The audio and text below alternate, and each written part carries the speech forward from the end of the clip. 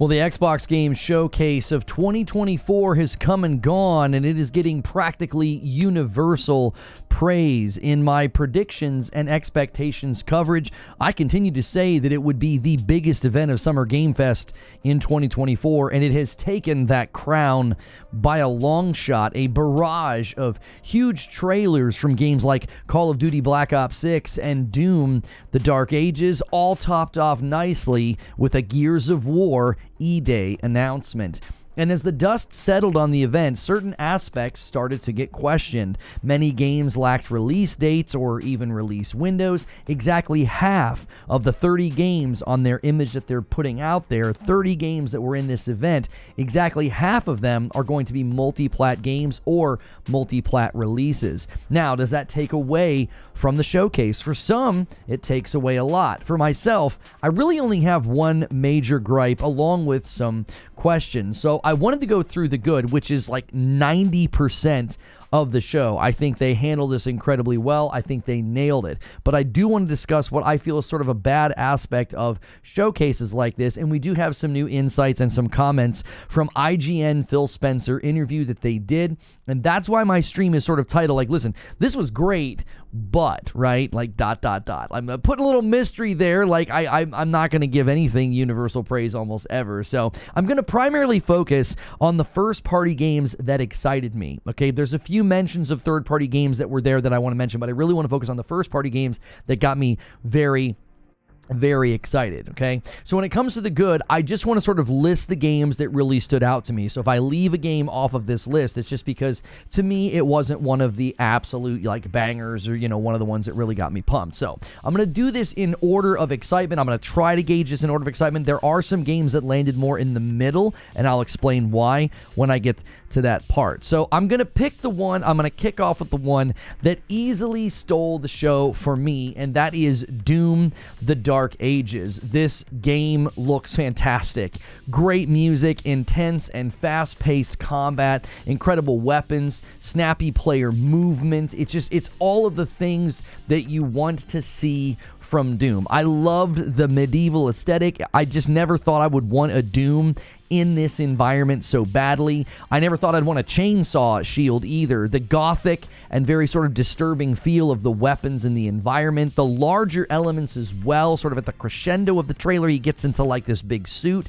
This is without a doubt one of my most anticipated games of 2025. Like already, this game is already one of my most anticipated games. ID Software, that's what I always called them growing up. id Software, they are the absolute masters, and I cannot wait to sink my teeth into that game. To me, it stole the show. I thought it was the best thing there. I was really thrilled. They kicked off the show, I think, very strongly. I do want to say, I didn't even plan to say this. It's not written in my monologue.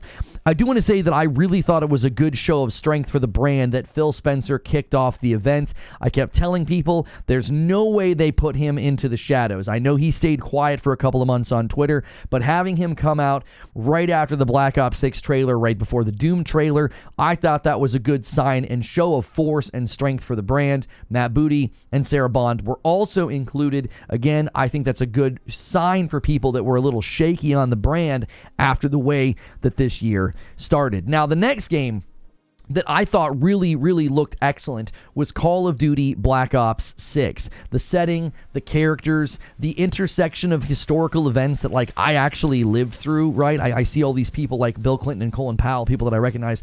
That's, I think, going to make for a really great story. I think this looks awesome. Then they did the Call of Duty Black Ops 6 Direct. I think they made it very clear that they are really trying to recapture what made COD great. The campaign and the story missions are going to be cinematic. They're going to be curated. We're not going to get this nonsense that we got from Modern Warfare 3. They made it a point to stress that like these are handcrafted missions. They will be a return to what made the Call of Duty missions so great. There was Robert Redford. And all of the work that they put into the new movement, the Omni movements, the map design, they're going back to 3-lane maps. They're bringing Prestige back. It really seems like they're trying to make the fans of Call of Duty happy. There's a lot of love and a lot of passion poured into this. I've never watched a Call of Duty event before where they took so much time to talk about what they tried to improve. It was usually just trying to hype up the weapons or the maps or things like that. This was like, no, we made changes to the fundamentals of movement or map design or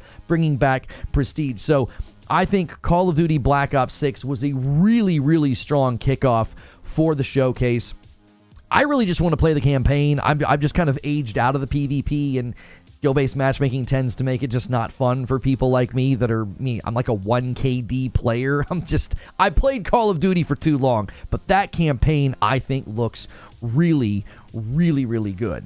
So that is, I think, one of the things to me that needs to be included in my things I was really excited about. Now, I forgot to grab the trailer for this next one. I wish I would have grabbed it because I think it looks just so incredibly good, which is the Starfield Shattered Space DLC trailer. And this thing, to me, I thought it looked excellent. I thought this looked like a completely different game, and I'm really hoping that they can sort of pull what I've been saying is like a Cyberpunk Phantom Liberty moment, because this did, I think, to me, I got the trailer for you, I think this really looks like a turning point for the game. It sort of reminds me about how when I started seeing things for Phantom Liberty, I was like, okay, maybe Cyberpunk can finally pull this off. I false started with Cyberpunk so many times, and then I could not put down Phantom Liberty. I really want that to happen with Starfield. I really do. They did the 60 FPS update on the Xbox Series X. It would give me a reason to turn on my Series X, although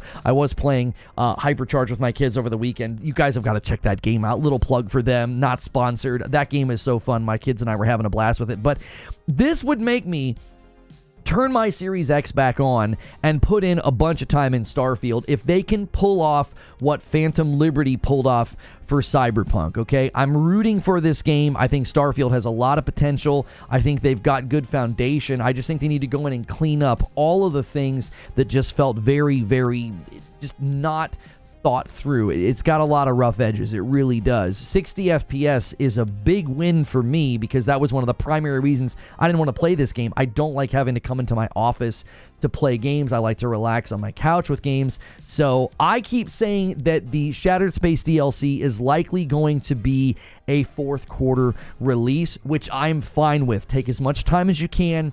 Fix Starfield as much as you can. Make that core game better. All right, that's what I want to see from that game. All right, the next game trailer is one that I didn't expect to see.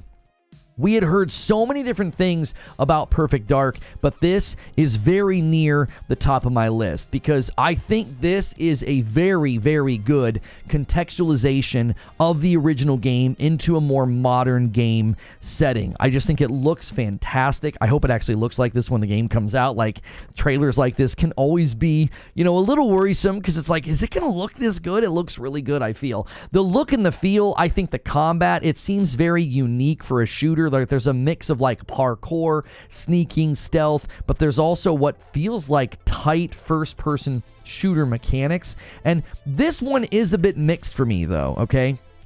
This does touch on one of the things I want to talk about. I'm going to be a little bit critical about this. There's no release window, so it stirs up a lot of doubt and a lot of skepticism in me. I've been doing this for a long time. I've been covering events for 10 years, and it always makes me say, okay, well, was the gameplay genuine?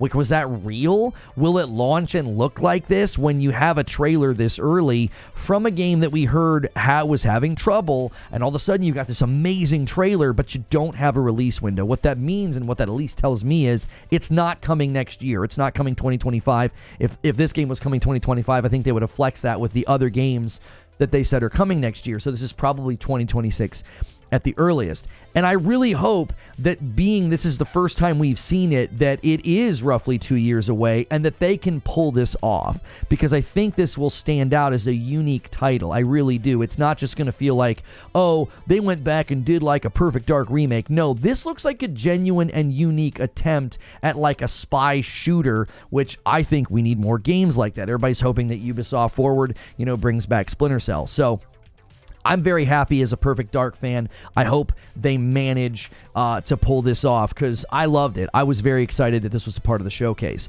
Now, up next is one that folks were somewhat split on, but I actually thought this game looked great. I thought South of Midnight looked very, very good. I definitely think the artistic choice for the cutscenes, they almost look stop motion, like low frame rate stop motion, and I think that puts some people off. They're like, why does it look like that? But once the gameplay started, I think this looks really solid. It reminded me a little bit of Cana Bridge of Spirits, like you're killing things and it's like purifying the land, but I do think this gameplay isn't quite like Cana in that there's a heavier focus on like creative traversal. It does feel a little bit more combat focused. This one is slated for 2025. Now this is adding to the pile of games. I think 2025 is just going to be stuffed with games. It's probably going to be even bigger than the years we've been having. We keep having really big years in gaming and we're like, can it get any bigger? I think, yeah, 2025 is going to be insane. But I really like this. I like the focus on combat. I like the use of color and lighting. It looks fast. It looks snappy. Again, I think when they show those cutscenes, even when they introduce this enemy that she's fighting, it looks like stop motion, which I think makes people say, oh, that looks bad or that's going to run bad.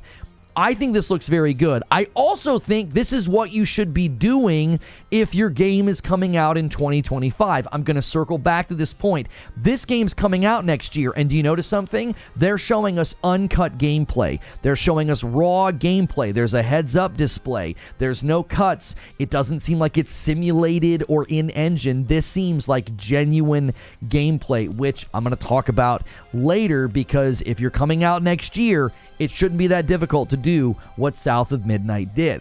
Now, next up is Stalker 2.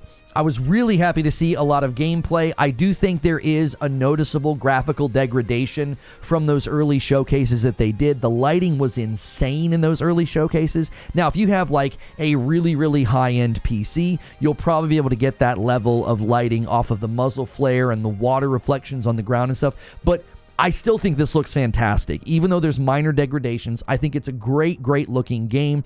I really do think it has like a feel and a vibe. Like the tone is very, it's like haunting, and also it makes me think of some of those shows where they go to these war-torn areas and it's just like nuclear fallout and things like that. I really think they've captured that feel and vibe. I think the graphics look good. I think they look very, very solid. They will probably likely look very good on high-end rigs. Now, this is one of 3 Xbox games slated for the rest of 2024, and it actually has a release date, September the 5th, okay? So I'm going to circle back to that point in a little bit. Now, the last one before I move into games that are a little bit more of a middle ground. I do think there are games in the middle. I'm going to kind of talk about the good and the bad of the ones that are in that middle ground. But I do think the last one on like the tippity top of my list was the Gears of War trailer. I love the concept. I think this looks fantastic. The idea of going back and playing as a young Marcus Phoenix and kind of seeing how everything happened. I think this is a really, really smart play. It's going to give them an opportunity to create fresh settings, combat, weapons. You know, you can get back to maybe what we'll then see, oh, this is what influenced that weapon or this thing. And the third, I also think this is just a good way to add good backstory to an iconic franchise. Seeing a young Marcus and seeing a young Dom, and then they had the Mad World playing. Just such a brilliant use of marketing here to get everybody really excited about one of the franchises that I really think Xbox can leverage very, very well. I liked what they did with Gears 5, but I really saw the sentiment about this game. People were very happy that they weren't just doing a Gears 6, all right? So people seem to be very, very excited about that. Now, before I move into the games that landed more in the middle for me, I'm just going to quickly mention third-party games that were a part of this showcase that I'm excited about. I don't have trailers for you. I'm going to go very quickly here. Flintlock continues to look better and better, and I was really excited to see a July release date. That's right around the corner, July 18th. pay attention to Flintlock. I think that game is going to have really, really special feel to it. The combat and the vibe, I just loved it. I thought it looked very good. Dragon Age, I thought it looked awesome. Okay, people are upset about the art direction. They think it looks like Fortnite or something. I think it looks great, and we're going to do a gameplay reveal coverage tomorrow on June the 11th, so make sure you guys tune into that. Metal Gear, the gameplay, I thought it looked good. It kind of was honoring the feel and how the earlier games were. I missed out on those games. I'm very new to PlayStation, so I don't have this backlog of history with games like Metal Gear, so I was excited to see more from that game. Then Wu Chang Fallen Feathers. This game kind of vanished off the face of the earth, finally emerged. I thought it looked fantastic. The original footage of this game was criticized for like one-to-one animation rips from Dark Souls, I think it was, and people were kind of irritated. They're like, what are you doing? Just copying another game? I thought this game looked very strong, very unique, and I'm excited to see that one. Assassin's Creed Shadows, there was gameplay. I thought it looked awesome. We're going to probably get to see more of that today at Ubisoft Forward. So that's just a quick like rundown of the third-party showings that I thought were very strong. And I think this shows Xbox every year can probably be the biggest event of Summer Game Fest. And I know this hurts Keeley's event because Xbox has so much property and so much pull now. They're going to start to pull in other third parties. Other companies are going to want to be a part of this event. I predicted that before the event. I said, I think there's going to be a really good third party aspect of their showcase. Like roughly half of the show was other games. And that's fine. I think that's good. It makes it seem like, hey, if you own an Xbox, look at all these great games. There was a huge emphasis on play this on Game Pass, play this on Game Pass. And that, I think, is a win for the Xbox crowd. It's also a win for the people that are elsewhere that can get these great games. But I think that's what Xbox is going to try to straddle. And I think that will make their event likely one of the biggest every year. Now, the stuff that landed more in the middle, okay? If you're enjoying this rundown and this reaction, take a second and hit the like button. Thanks, guys, for chilling in the live environment. I didn't have time to record this. I wrote this monologue this morning. It's why I started late. I'm sorry about that. I'm very busy. I have like a normal family life outside of watching all these things with you over the weekend. So I had to like end my PC gaming show coverage and like quickly go hang out with the fam. And so I had to write this monologue this morning. So this stuff is more in the middle. It means there's good, but there's also like I'm a little split, okay? Indiana Jones. First and foremost, I think they have captured the essence and the feel of the original movies just expertly, okay? If you grew up with Indiana Jones, the quirky dialogue, the almost sort of slapstick style setups for the stunts and the combat, it feels very true to how I remember the movies, right? Somebody gets saved by a box rolling by, or, you know, the way that they get in their little duke outs and their punch outs. Like, it feels very, very true to the movies, okay? But I will say, this game is really inconsistent in the presentation. It sometimes feels like Uncanny Valley. The faces and the facial animations can look good, but then they can look a little weird. Like, they almost feel sometimes disconnected from the emotion of the person talking. Even that scene right there, there's a couple times where like Indiana Jones is talking and it doesn't feel like his emotion is being captured by his face.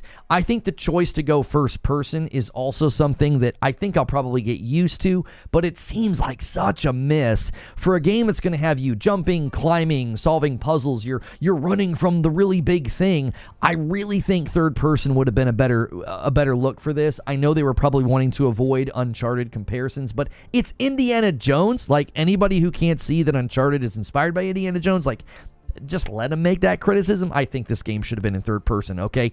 So overall, it's good. I think it does look good. I think it captures the essence of the movies. And as someone who grew up with Indiana Jones, I'm very excited to play this. But we still don't have a release date, which I find incredibly strange. We are halfway through 2024, and at your really big showcase, you don't put out a hard date for Indiana Jones. I don't get that. I don't understand the angle.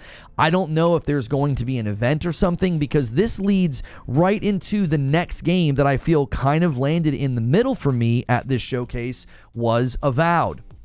The game continues to look good, not great, okay? I think the combat is improving. They showcase it in very quick shots. I think they've kind of acknowledged the feedback on combat. It looks a little clunky. It seems that they're going to attempt to make it look better. I just keep thinking that third person, again, same thing I say about Indiana Jones, right? This game just feels like it should be a third person game. The lifting your hand and doing a spell or sword and shield combat, it just ends up looking janky. Even those platforming sections that they just showed, it just doesn't look like I want it to be in third person. They just showed what looked like might be third person perspective on that one. So I really hope they give you that option, because I think it would really make some of the combat complaints might fade if you're not in that first person perspective. Now, this is another game slated for 2024 that doesn't have a hard release date. I don't understand that. There was an interview where they let it slip that the game was supposed to be releasing on November the 12th. That has been quickly edited and removed from that interview. I'm not sure what they're doing, okay?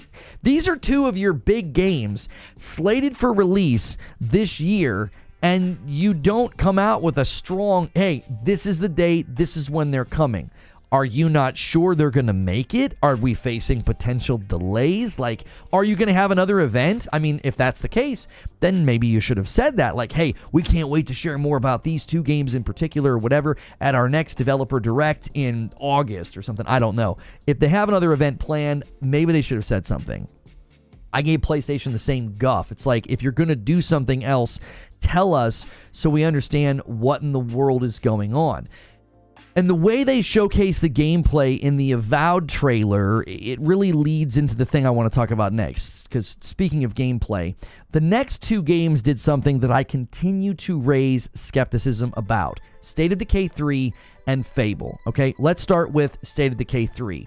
It has been 4 years since the announcement trailer, and that trailer was only cinematic. This trailer is far more expansive, but it's about 95% cinematic, and even the gameplay that they're attempting to show us, it looks very simulated. It does not look genuine. There's these quick cuts where they'll show somebody like shoot a zombie, and then they come right back out of it, and it doesn't look like raw gameplay. Again, what we saw from South of Midnight was obviously raw gameplay. It was uncut. This all is chopped up, sliced up, really quick looks. It doesn't feel real. It feels simulated. It's like in-engine. It has that, you know, the day before vibe, right? Where you could kind of tell, hey, you're kind of faking this out. This doesn't seem like this is real gameplay that you just like booted up the game and tested out to show us.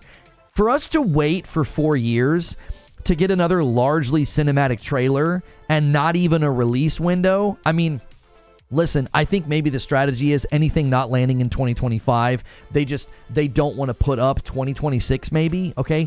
That means it'll be 6 years from the announcements to release, like if it lands in 2026. I really think Xbox needs to stop announcing and showing things so early, especially now that they own so much property. It just is not necessary. I want you to imagine that the State of Decay 3 announcement never happened 4 years ago. If what we saw at the showcase yesterday, this right here would be the absolute perfect announcement trailer, okay? You don't need a release date. It's the announcement trailer. You don't even maybe necessarily need a release window. You're just announcing the game. It shows what the game should kind of look and feel like with the simulated gameplay, and then roughly 2 years later, we could be playing it, right? If it comes out in 2026, having your announcement trailer in 2024 looking like that would be really good. And of course, a trailer that features a bunch of cinematics and what feels like simulated gameplay brings me to Fable. I love this trailer more than the first one. I really do. The way they set up the tone and the story and the feel of the world, I think is excellent. I think they have fabulous, probably some of the best voice acting from the actual showcase ends up in this Fable trailer. I also like that we get more look at the female character, and it's clear she looks like the model. I kept trying to tell people that. I'm like, the model, she's very pretty, and so is this character if you look at the right shots, right? Maybe we can stop circulating intentionally bad photos of her, but who am I kidding? Anti-fans are addicted to hate. But anyway, I'm going to have to be critical of this trailer, though, okay? 1 year after a cinematic trailer that featured more in-engine simulated gameplay, only to get another trailer in largely the same vein, I think was disappointing. I also think we're wandering into very dangerous territory. People keep referring to this trailer as having gameplay, okay? I have been covering trailer releases for a decade, and I know that when someone shows me a trailer like this, and you're giving me very quick shots of, again, what is in-engine simulated gameplay, it always makes me suspicious. And I'm going to come back to what I said about South of Midnight. Fable is slated for 2025. It's 1 year away. Why do you not have uncut gameplay to show us? South of Midnight is slated for 2025, and there is a ton of uncut gameplay in their trailer, okay? I love the setting here. I think they set this up very well. You think the whole time that he's talking about that girl, he's talking about somebody else. I think this game is going to have a very, very good sort of goofy, silly joking around, but then you can see from this scene right here, it's going to get serious. There's going to be a dark aspect to it. There's going to be something more to the story, which makes me want to play it. But the continued use of simulated in-engine gameplay with really quick cuts, it was all real quick. It's like, why won't you let us watch for more than, a couple of seconds? For titles like State of Decay 3 and Fable, I think it raises more concern than confidence. Teaser trailers like Gears, I think you can create hype and excitement like that. I think that's fine. Once you're 1 year away from the game launching, I expect to see more. And I hold PlayStation to the same standard. I gave them a bunch of grief last year during their showcase doing these cinematic trailers, and the games were coming out like a year later. I'm like, where's the game if it's coming out in a year? You should have something to show us. But ultimately, what I want to say about this showcase is it was great, but they're still doing some of the things that set the developers and the games up for trouble in the future. Announcing a game too early, not providing release dates or release windows, and then relying on these quick snippets of gameplay that don't really feel genuine. Overall, I think the showcase deserves high marks, but I wish Xbox would move away from some of the things that haunt and hurt the games as we wait for them to come out.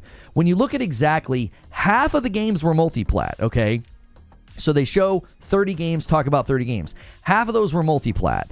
That leaves 15 games to drive home confidence in the first-party lineup for Xbox. And out of those 15, 6 were either largely cinematic, lacked a release date, or lacked a release window. And those are 6 big names. Fable, State of Decay 3, Indiana Jones, Gears of War, Perfect Dark, and Avowed.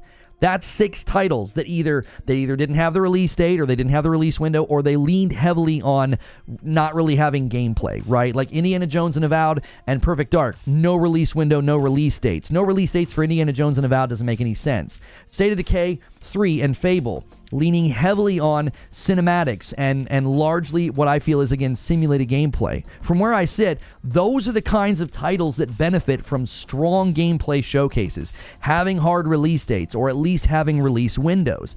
Now, I'm willing to let Gears off the hook, okay? The Gears trailer, you're allowed to do that. You're allowed to get everybody excited and get everybody hyped up. You don't have to give a release year when you do that. But for the other 5, I don't think so. I think they should have more to say, or at least more to show. Again, I give this showcase high marks. Best event of Summer Game Fest. Biggest event of Summer Game Fest. But I hope in the future, Xbox stops leaning so heavily on vague hype or vague gameplay. I want real gameplay, and start giving us things that are more concrete, because they should be able to. They really should. When you own property and you can come out swinging with Call of Duty and Doom, you don't need to rely on some of those old strategies. Everybody wanted to go back to the days of E3, and it's like, I don't want to be hyped up. I don't want to see trailers that largely misrepresent the product. I want to see games, gameplay, and release dates. That's the thing I always want from these showcases. So, taking off not even a full point for that, that's probably my only gripe. And I think in the future, Xbox can avoid that pitfall. So, that's what I think about this. Now it's time to hear what you think about this. So, good morning, good afternoon, and good evening, guys. I hope you see I'm trying to be fair and I'm trying to be consistent. I give trailers and game companies grief when they don't give release dates, or when I don't feel like I'm getting genuine gameplay. So I'm doing that this time. I think this was probably one of the best Xbox showcases I've ever seen. I've been covering Xbox showcases, I think, since 2014 or 2015, and I think this was easily the best. I'm trying to remember if there was one better. I think this is, according to current memory, this is the best one that they've done. What about Doom? What do you mean, what about Doom? We saw real gameplay, and it's coming out 2025. I'm good with both. I'm good with both of that.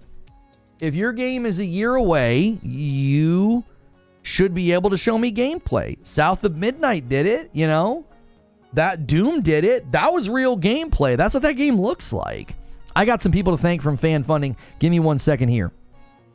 Han shot first, and so did you. Stone Spire off to an incredible start this week, guys. You kicked off the week with 150 members yesterday. The goal is 400 for the week for a scary game on Friday night, and if you go past that and hit the stretch goal, Madam can mess with me while I'm playing the game. A $5 super chat from I Am The Game Pro. Phil should only release games for PS5 after they are critically approved. Is what's critically approved? I think you missed the letter there.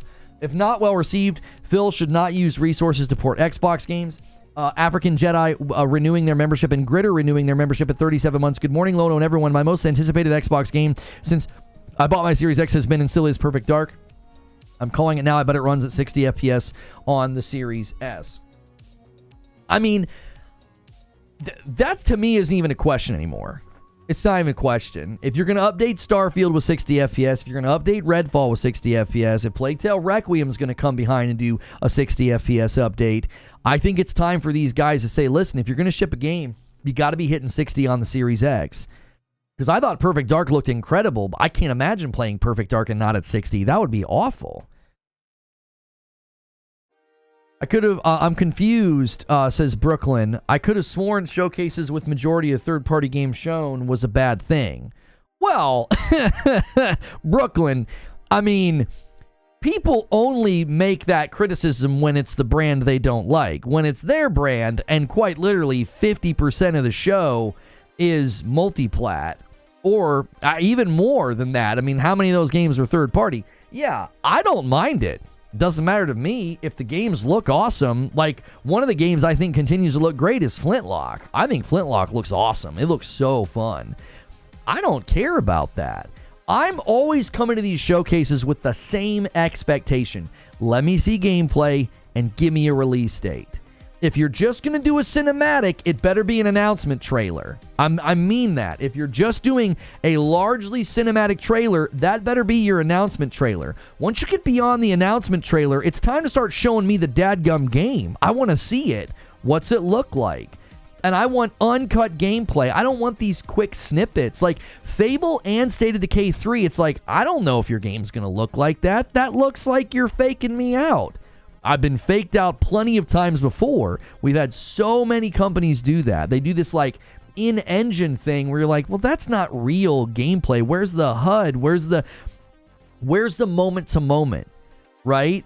In South of Midnight, she gets dropped off. She traverses the area. She fights a boss. She does some more traversal. She gets to a new area. It's like that. You know you're looking at gameplay when you see that. It's like there's no doubt in your mind. You're like, oh, yeah.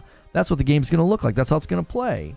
But with State of Decay 3 and Fable, it's like real quick, oop, she swings her sword. Real quick, oop, someone shoots a gun. And then they're right back to the cinematics. Like, I'm tired of that, dude. I don't... Show me the game. Perfect Dark seem fake? I don't know. I mean, I think when you're showing a game that far out, like it's obviously roughly 2 years away minimum, you could easily fake us out. I thought Perfect Dark... I thought it looked real. That looked like real gameplay to me. I didn't see anything that crazy. You know, parkouring up a wall, pulling out your gun, you know, things like that. I thought it looked fine. As a pony, I'm a little jealous of South of Midnight. Looks like a game that would sell well on PlayStation. Yeah, it reminded me a little bit of Kena Bridge of Spirits, and not in a bad way. Not like it's like, I think sometimes people hear like, oh, it reminded me of this game, and they think that you're claiming that they're copying. I didn't see any copying. I just saw similarities. Eugene said this, seen some good discussion on release dates. When you don't have physical versions of games, you don't need a release date. You launch it when you're ready. You don't have to coordinate discs, shipping, etc. Okay, so Eugene... Do you honestly think there's not going to be physical versions of Indiana Jones? Of all games? Like, and Avowed? I think those are going to have physical versions, are they not? That would be crazy. Indiana Jones especially. 100% of the showcase was multiplats. Well, it wasn't 100%. It was half. It was 50% of the show was multiplats. Games headed to PlayStation. When you set a date, why set a date when you don't have to? Okay. I understand if we're talking about next year. I didn't complain once in my show opening monologue about not having release dates for next year. If you say 2025, I'm good with that. I know you're going to hopefully give me release dates at the Developer Direct or your showcase. So when 2025 rolls around, all these games you've told me are coming in 2025, like Fable and South of Midnight and Doom, okay? That's 2025's already shaping up to be pretty awesome if just those 3 first-party titles come from Xbox. Like, are you serious? Doom, Fable, and South of Midnight, brother, I'm good. That's a great lineup. I can wait on the dates in 2025. There was also Atom Fall 2025, Wu-Chang Fallen Feathers, and Mecha Break. Like, 2025 is getting stuffed already. I don't need dates for 2025. Homie, there's 6 months left in the year. How do they not have hard dates for Indiana Jones and Avowed? It doesn't make any sense. Indiana Jones without a deluxe edition figurine and a replica whip would be crazy. That's what I'm saying. How do you not have a physical collector's edition of Indiana Jones right now? It's Indiana Jones. Hellblade 2 didn't have a physical. Hellblade 2 is completely different. Brother, the licensing and the agreement with Indiana Jones, I can't believe they're not going to do a physical. And a collector's edition to boot. That's a perfect game for that. Derek says, I played 1 or 2 indie games that did a physical release well after. Right. I don't think that's what they're doing with Avowed and Indiana Jones. I mean, maybe you could convince me that Avowed will be physical only. I feel like I've seen jewel cases in the trailers for those games. On that final screen. Hang on, let me go to Avowed. On the final screen, I swear they show like the actual Xbox jewel case. Wouldn't that indicate? No. Maybe I'm thinking of something else. It's not on the final screen. I swear to you, I've seen the jewel case. Hilly changed my thumbnail to just say Xbox Showcase great. It was great, but... By the way, if you guys are enjoying the show, almost 900 people here, smash that like button. Let's get to 300 likes. You guys are killing it today with the viewership. Listen, I know a lot of people, I had people leaving comments, they're like, are you okay? It was a good showcase. Are you okay? And I'm like, are you okay? Like, you're assuming I would be upset about a good showcase. I've been asking Xbox to be better for 3 years. Like, this to me, I said it during the showcase. I was like, that's how you kick off a showcase. Like, they rocked it. Black Ops 6 and Doom just absolutely kicking the door in. It felt like we had returned to the days of E3. But I can't hold back and not point out that, like, 50% of the stuff announced was multiplat, and six of the 15 first-party games, they either heavily relied on cinematics without gameplay, or they don't have release dates or release windows. It's one or both of those things. Come on. You can't look at that and not say, all right, you guys better quit doing this. Quit getting everybody hyped up and not giving us specifics, or not giving us gameplay, or not giving us release dates or release windows. Craziest comment of the decade. With what happened today, are you going to be okay? Yeah, I'll be fine. A game company doing a good job? Why would that not be a good thing? Like, why would that be a bad thing? Like, you buy into the mantra that everything's tribalistic. It's like, well, you're a pony, so surely you wanted the showcase to be bad. No, I did not. Like, okay, when you have somebody who says it's going to be trash from moment one, you also have to understand what that person's doing. They're literally raking in viewership right now being wrong, okay? I did my own predictions, and I said this will be the biggest event of Summer Game Fest. I said I think it's going to be insane. They're going to bring the heat. I said there ain't no way that Microsoft spent this kind of money to come out with a mid showcase. And it's basically right where I expected it to be. It just, the whole time, it was just hype. I mean, it had some more minor titles, some more smaller titles that people are always kind of like, claiming, or, oh, why is this here? What, like, what was the one? Yeah, Fragpunk was probably the worst thing there. Another 5v5 hero shooter. No hate to that studio or that game, but like, really, another 5v5 hero shooter? Like, what are we doing? Concord and Fragpunk, I just don't think those games are long for this world. I just don't think so. There's no doubt in my mind that at least some of these games will deliver. Doom doesn't miss. Listen, Doom, you can say that, and I'll co-sign that every time. Doom doesn't miss. I mean, I didn't like the Marauders in Doom Eternal, but it was still an incredible game.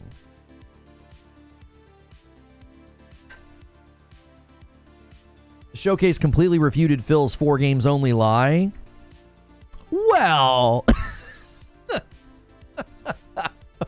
I mean, what do you mean? He didn't lie. He's the master. He is the master. I told you guys. I told you. When we watched that podcast, I said, it's not about what Phil says.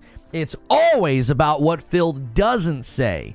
When he did the interview with Jez Corden and he said, we have no plans to bring Game Pass to PlayStation or Nintendo. It wasn't about what he said. It was about what he didn't say. He didn't say, oh, we don't have any plans to put first-party games on PlayStation and Nintendo, because he couldn't say that. It was already in motion. It's always about what he doesn't say. He says 4 games, no promises beyond that. Okay, that doesn't mean they're not going to do it. You've got to learn to listen, especially to Phil, and even Sarah Bond. You got to learn how to listen to these people. It's always, you got to read between what they're actually saying. When he says, yeah, there's no promises that we're just going to start bringing everything over. Well, who in the world thought that was going to be a promise? That you're just going to bring everything over? He sits down with IGN and he's like, what? The phrasing was exactly the same as what the CFO said. The phrasing was exactly the same. Yeah, you're going to start to see more and more of our titles on other platforms. And everybody took solace in the Windows Central article that was like, yeah, Game Pass isn't coming to other platforms. And when Phil says 4 games, everybody wanted to run to my Twitter feed and my comments and be like, yeah, suck it, pony. It's only these 4 games. It'll never be Starfield. Oh, you still think that? Do you still think that after what he said? He was like, we think that's a game that everybody deserves to play. We think certain franchise. And then there's even more in that interview. He said, we've been saying, because he basically was pushing back on the notion that they've had inconsistent messaging, right? He pushes back on that notion, and he basically says, we've been saying this for a really long time. When everybody plays, we all win. So he was pushing back on this idea or this notion that their messaging's been inconsistent. And he was like, no, he basically said our messaging hasn't been inconsistent. We've been saying this for a very long time. When everybody plays, we all win. He's like, we're not going to try to do something to make you play the way that we want you to play. We want you to be able to have choices. He basically said you can subscribe, you can buy, or you can play it on other platforms. That's essentially the route that he took in that interview. Which to me, that's him saying, we are not interested in taking this property and leveraging as an exclusive. They don't even use the word exclusive anymore. There's no reason for them to use the word exclusive. It'll just end up being untrue in 6 months or 12 months later. It's like, why bother saying exclusive? Now, none of this is bad. It's only bad if you rooted your identity and your brand loyalty into, we're going to buy all this property and you're not going to get it anymore. There's clips and tweets out here of people saying, I'm going to enjoy this game more because PlayStation people can't get it. And it's like, if that's how you built your identity and your brand loyalty to Xbox, well, of course you're finding this upsetting because it's demolishing to that idea. Why would you do that? Xbox games are selling like hotcakes? What do you mean they're selling like hotcakes? What are you referring to? Are you referring to any like measurable sales charts? Or are you just speaking generally? Are you saying like these games will sell like hotcakes? Like, yes, Doom will sell like crazy for sure. Black Ops 6 will sell like crazy. Sure. Yes, I don't think anybody doubts that. They're certainly going to take a hit on sales for a game like Black Ops 6, especially putting it on Game Pass. They're going to sell less. Like, they're going to have to figure out a way to subsidize that loss. That's a loss. However you shake it, giving 25 million people the option to not buy Call of Duty, that's a lot of people. Why are they not showing Fable? They hardly showed gameplay for Indiana Jones either. It's strange. These games must be in rough shape. Oh, they're selling like hotcakes on PlayStation. Yeah. So, what? Yeah, why would you not put more games on other platforms? He's being sarcastic? No, he's not being sarcastic, and he's not wrong. He's not wrong. The games they brought over, to PlayStation did very well. Sea of Thieves, I think, did the best out of the bunch. I think it did the best. It doesn't surprise me. It's live service. It's a more complete package of a game now, and it's rare. Like, those are all things that are going to make PlayStation folks want to buy it. Fable is gameplay, but all cut up. Weird decision because the whole game has been playable for a few months now. Here's what I don't get about that too, Patch Notes. If that's gameplay, then prove it to me with your trailer. Like, when you watch the South of Midnight trailer, are you in doubt about if this is gameplay or not? Are you in doubt? Are you like, I don't know if this is real? She's running from place to place. You could even argue there might be like minor hitches in some of the way they showcase some of that. You're not in doubt at all. You're like, yes, that's real gameplay. I can see the HUD. She's going from point A to point B. She's doing all of the things that you do in gameplay. You're not in doubt at all. You're like, yeah, that's genuine. But then when you watch Fable, you're like, I don't know. I don't know if that's real or not. You show me 3 seconds of her walking. No HUD, no nothing. It seems like it's in-engine. It feels like you're just kind of simulate gameplay. Oh, here's her shooting a bow and arrow, and the camera angle and everything. It's like, it doesn't feel genuine. It feels simulated. I don't get it. If that game is playable, and it's coming next year, then why don't you just prove it? Prove that it's gameplay with your trailer. It isn't difficult. Like, what year is it? Is it difficult to prove that you have gameplay? I don't think so.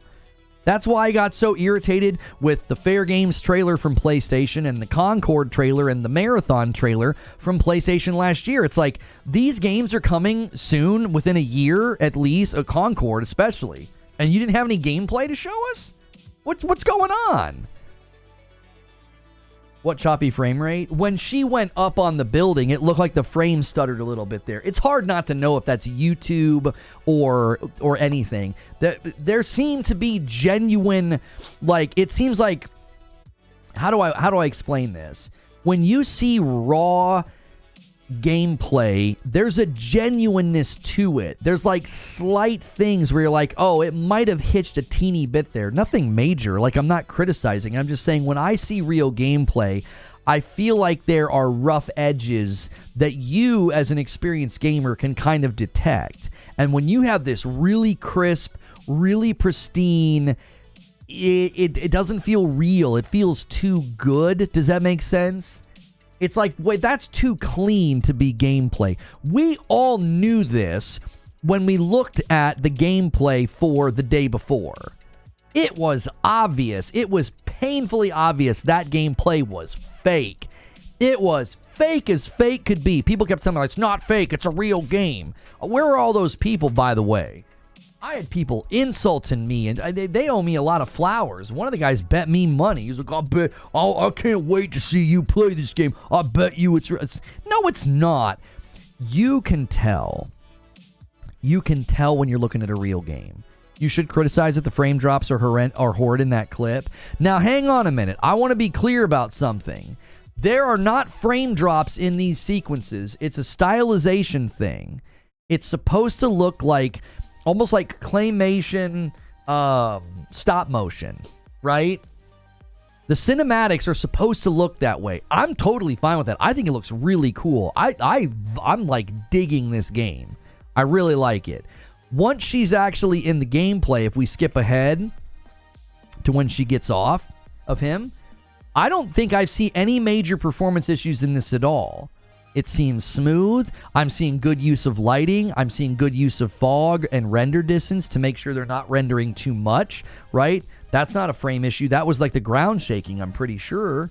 I think this game looks good. I really do. I like this game. I want to play this game. Good traversal. You know, it's got the, like I said, it's got Kena Bridge of Spears.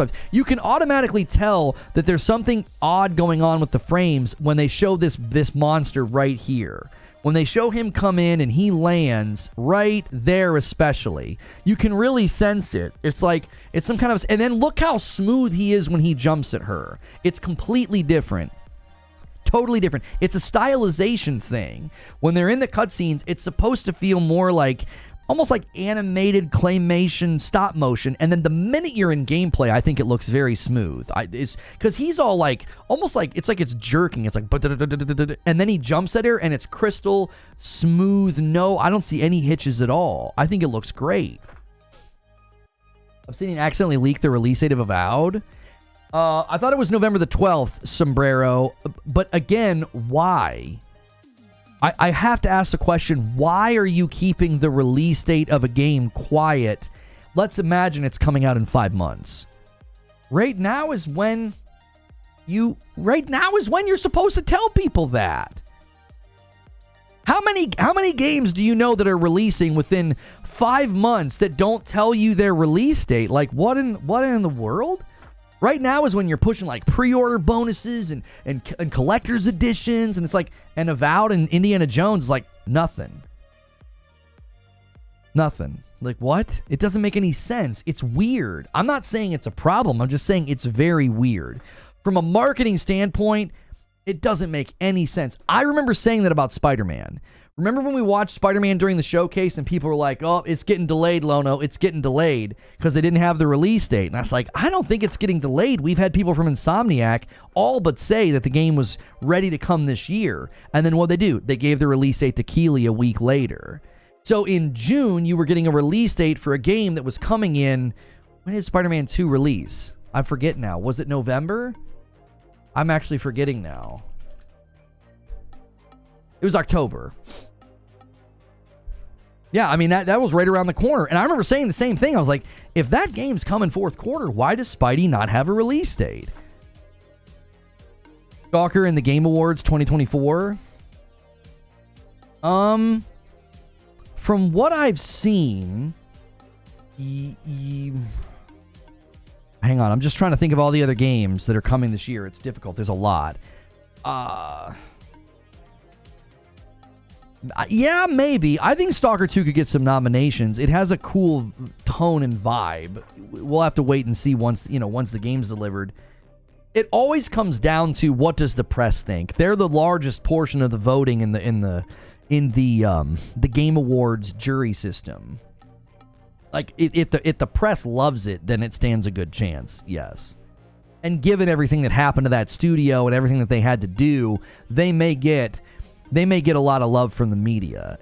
I'm saying it looks like a good game. I got to get my hands on a game like that before I say whether or not it's a Game of the Year contender. I think they needed to close Tango Studios. People were praising them too much on Hi-Fi. What do you mean by that, Mash? I got to open the office door. We're in this weird in-between stage where it's not hot enough in the mornings, so the air conditioning never kicks on. It's like 67 degrees out, so I just sit down here and bake because the AC won't kick on. Give me 1 second.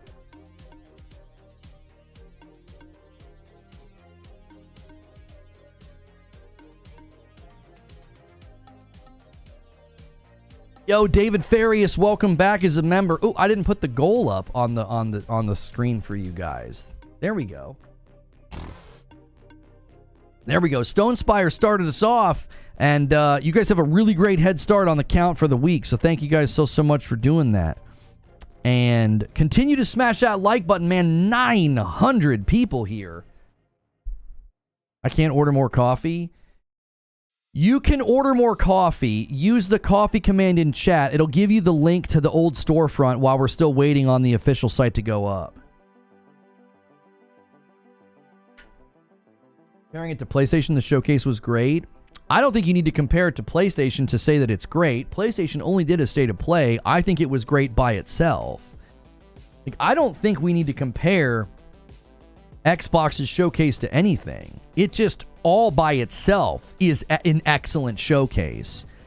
Like if PlayStation and Nintendo didn't even exist, it would be like, this was an excellent showcase. It was paced well. It was exciting, right? MASH comes in with the 20 bomb and says, we're not going to sit on one member for that long. He's like, are you kidding me? He wants me to play that scary game this Friday night, and he wants to see Madam mess with me. And we had a membership renewal as well from Will. Broke Boy Lewis says, that was my biggest gripe about the show. You've had games since the developer direct in January, Avowed, Indie, Ara, all saying 2024. They need dates. Thank you very much. Listen, if the biggest criticism I have for a showcase is a lack of release dates, then I think that's a pretty good showcase. It's frustrating, but that doesn't mean that like they showed that like the showing was bad. Does that make sense? It's like the showing was good. It just feels a little incomplete. It's like, and a 50 bomb from Limitless Pajama. Absolutely insane. Out comes the Death Star. Unbelievable. Gonna hijack chat for a minute. It's gonna take a while for those 50 members to scroll through. MASH has a competitor today, Limitless Pajama, bringing an absolute insane amount of support lately. New to chatting and talking in the streams and gifting and supporting, just absolutely throwing their support. A white badge dropping a 50 bomb is unheard of. It is unheard of. Quick, reveal your truths. Chat is too fast. Yeah. PlayStation was a state of play, not a showcase. Yeah, like, listen to me now. Don't take away... And a 50 bomb from MASH! Matching Limitless Pajamas heat! Unbelievable! Taking us to 121 on the day. I can't even do the math right. Did I do that right? 121, right? 71 plus 50. I'm having to check myself here. 71 plus 50 is 121. Okay, I was like, oh my gosh, I need to make sure I had that right. And Stone Spire gifts a single and takes us to 122. I got to go back to what I was saying. And a single from Stone Spire. Stone Spire is probably going to walk this all the way to 125. We know how Stone Spire likes to operate. All right, now listen to me. Thrash is changing from look to listen. Go back to look. Okay, Thrash. Listen. No. Look. Don't do that to the Xbox showcase, all right? And another one from Ash. Yeah, I'm sorry. Stone Spire's taking us all the way to 125. Don't do that to the Xbox showcase. You don't need to compare the Xbox showcase to a state of play. Don't do that. You are unintentionally, like, that's like, to me, that's almost like a slam. That's like, oh, our team is so much better than this team. It's like, that team, that's not even a pro team, right? Like, the state of play wasn't even meant to be a showcase. It was literally a state of play. They basically bunted, okay? Call it what it is. PlayStation bunted. They were like, yeah, well, we're good. We'll talk later this year. Like, they just bunted. They didn't even try. And that's their strategy. They're all like cards close to the chest. There's no consistency at all with PlayStation. It's like, hey, one year we might do a showcase, another year we'll do it in May, and then the next year we just won't. It's like there's no consistency at all. You do not need to compare the Xbox showcase to a state of play to talk about how good it was, right? I think you give the Xbox showcase better praise by just praising it for what it was. It was a return to the greatness of like E3 era of like, oh my gosh, I couldn't believe it. Like, I'm screaming during the opening. I didn't even care. I was like, you want to call me cringe or make fun of me? That's fine. I was like, this is how you open a showcase. I was pumped. And because it's games that I care about. You want to call me a pony all you want. I've consistently said Xbox has big property that they can leverage. You start swinging Doom and Call of Duty, it makes it really hard to ignore the show. It's like, oh my gosh, these guys are coming out swinging. And that was just the first two trailers. So to me, you do not need to compare this showcase State of Play. Don't even compare it to Keeley's event either. People are like out here trying to take shots at Keeley. It's like, okay, first and foremost, Keeley's event is always going to draw in higher viewership. It's a broader audience. Same with the Game Awards. What he's doing is bigger and broader. So you're never going to get that concrete hype focus. The other problem is, for Keeley is facing the same challenge that E3 started to face. It's the same challenge. It's like, why would we come to your event? Why would we spend money to be involved in your event when we can do our own thing? Like, seriously, look at what happened. PlayStation did their own event. They gave Keeley one thing, right? Nintendo doesn't even show up. Xbox had like one thing or two things at his event, nothing major, right? Same with Ubisoft. Ubisoft throws him a bone, and basically they just use him to promote Ubi forward. Do you see what's happening? Like, Jeff Keighley's facing the same challenge that E3 faced. It's like, nobody's going to come and be a part of your thing when they can do their own thing, and then they control the messaging, the timing. It's cheaper. It's way cheaper for for Xbox to put together their own showcase like that than to spend a bunch of money to show up with a bunch of big announcements to Keeley's thing. I think where Keeley's going to continue to get most of his support and most of his involvement is going to be the Game Awards. Everybody's going to want to do their big market push at the Game Awards because he's got it well-timed, fourth quarter, holiday, big market spend. Everybody wants to promote their stuff. But his Summer Game Fest is always going to be a more middling event because everybody's woken up to the fact of, like, we can just do our own thing. Like, the Game Awards is more like central. It's more of like this cyclone of attention. But I think Keeley's Summer Game Fest event, kickoff event, it's always going to feel like, yeah, they threw a couple bones, to our boy. But I even saw somebody trying to act like, well, Keeley has a PlayStation bias, and that's why Xbox, didn't give him anything. And it's like, I don't think that's even remotely true. And secondly, there's a tweet floating around that should be community noted because it's a lie. It's false. It falsely claims that Keeley was trying to downplay the Gears trailer. And he says that the trailer is using in-game assets in Unreal 5. And somebody from the studio replied, and they basically put meat on the bones. They're like, here's what we did. And they said the same thing. They basically said, here's how we used all those in-game assets in Unreal 5. And people are wrongfully claiming that Keeley got exposed for trying to downplay the Gears trailer. And I'm like, read what he said. You guys are so ravenously on guard to defend your brand. You take everything as a slight. If somebody's not slobbering on the event, they're a hater. If somebody's not slobbering on the event like some grotesque fanboy, it's like, then they're a hater. And it's like, Keeley wasn't trying to downplay the Gears trailer at all. That tweet should have a community note. It's got like 150,000 views. You shouldn't be making money off of lying and slandering somebody and basically like saying something that wasn't true. It's like, he wasn't trying to downplay the trailer, for goodness sakes. Ponies in a shambles, panicking, running in the streets. When you say they're doing that, do you have examples? What ponies do you think are in a shambles and panicking? Like, what are they doing? I had somebody leave a comment on my video, and I'm like, why? Why do you think like hardcore Sony fans are in a shambles? Half of the showcase was games they're going to get. Half of the showcase is games they're going to get. Okay, so the remaining 15 games, 6 of them, you either didn't see extensive gameplay, you didn't get a release date or a release window, or all of the above. Like, I want you to trot it out for me. Why would the PlayStation, hardcore PlayStation fans be in a shambles? I saw hardcore PlayStation fans saying, that was a great showcase. I saw guys literally saying, they would say, I'm a pony, and that was a great showcase. A lot of the guys I follow that are like dyed in the wool, they're always out here trolling the Xbox guys, and they were like, that was a good showcase. I didn't see anybody in a shambles. I saw people praising it. They got really upset at him calling CGI.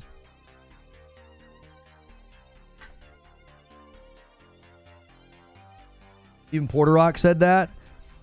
I saw guys that every chance they get, they troll and they give guff to the Xbox guys. And I'll be real.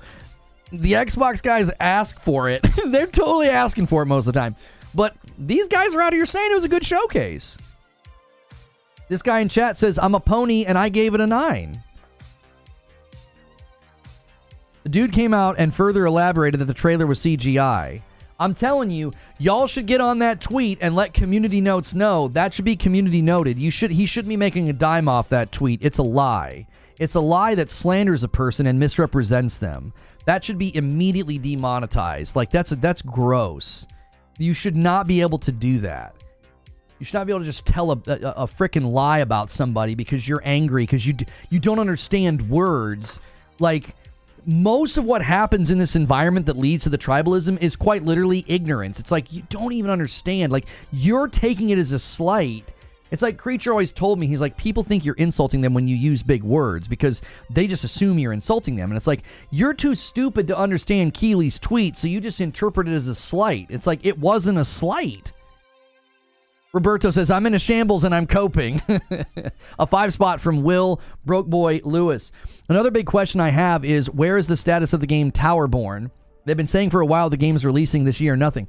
I'll be honest with you. I thought the absence of Towerborn and 33 Immortals was a mistake.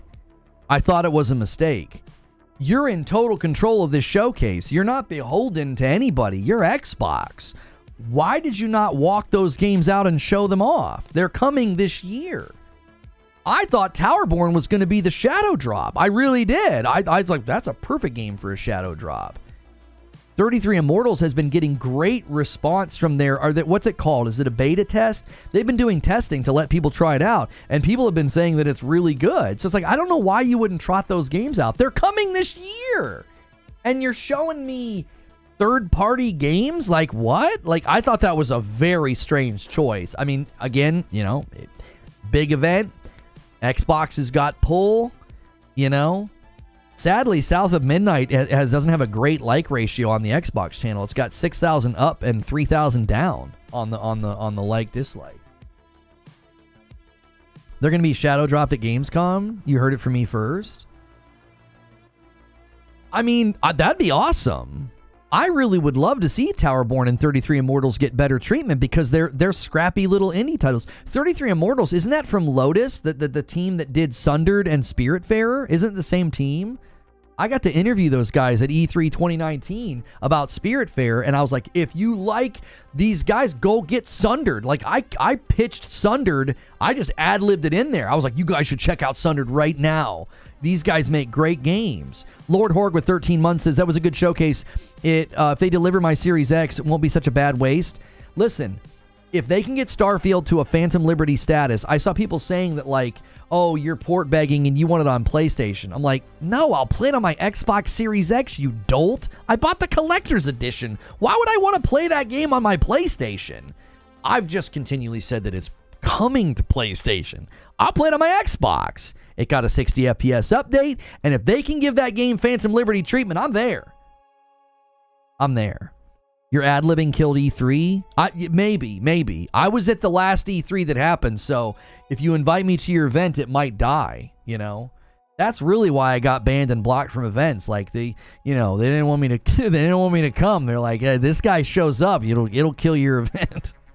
Yo, what's good, Kirk? That'd have been the most low production... they would have been the most low production new games in the show. Oh, so Kirk, you think they were trying to go like fireworks? Wait a minute.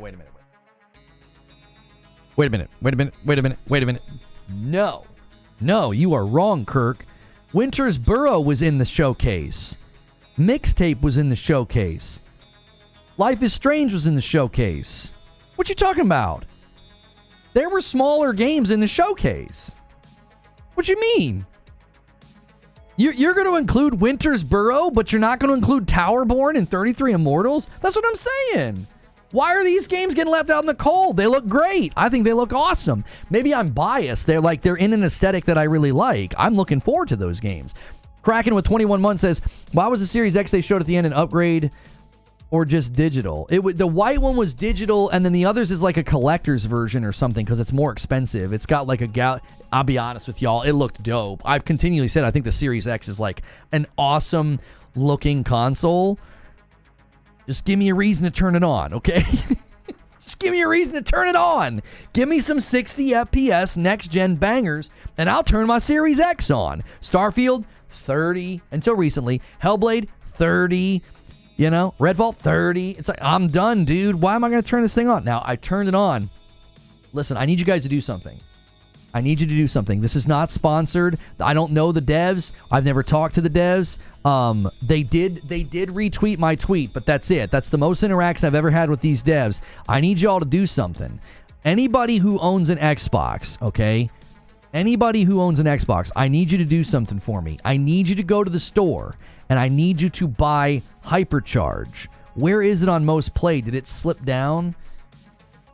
It was up at the top of most played. It looks like it slipped out of the top 50. All right? Let me just look it up here. All right? Hypercharged, unboxed. Okay?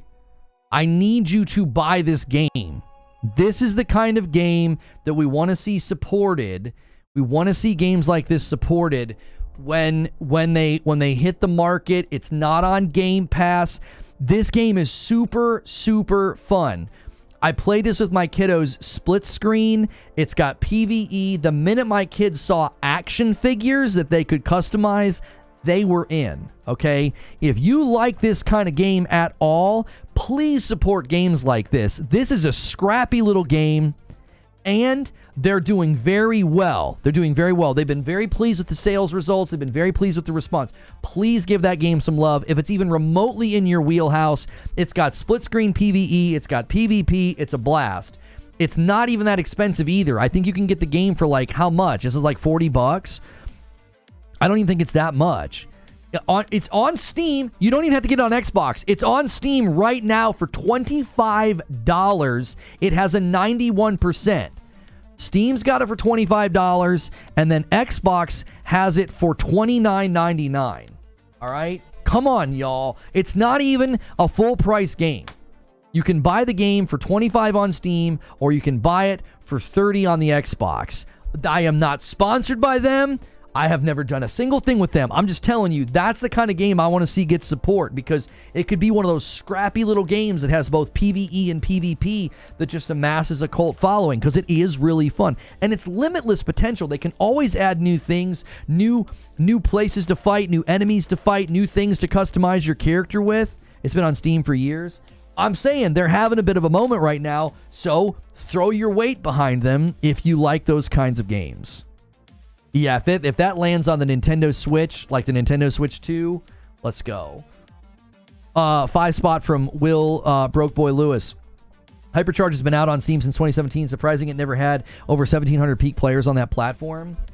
I just think they need a little bit of that marketing push. They need a little bit of that lightning in a bottle thing to like spark, and I think it's starting to kind of happen.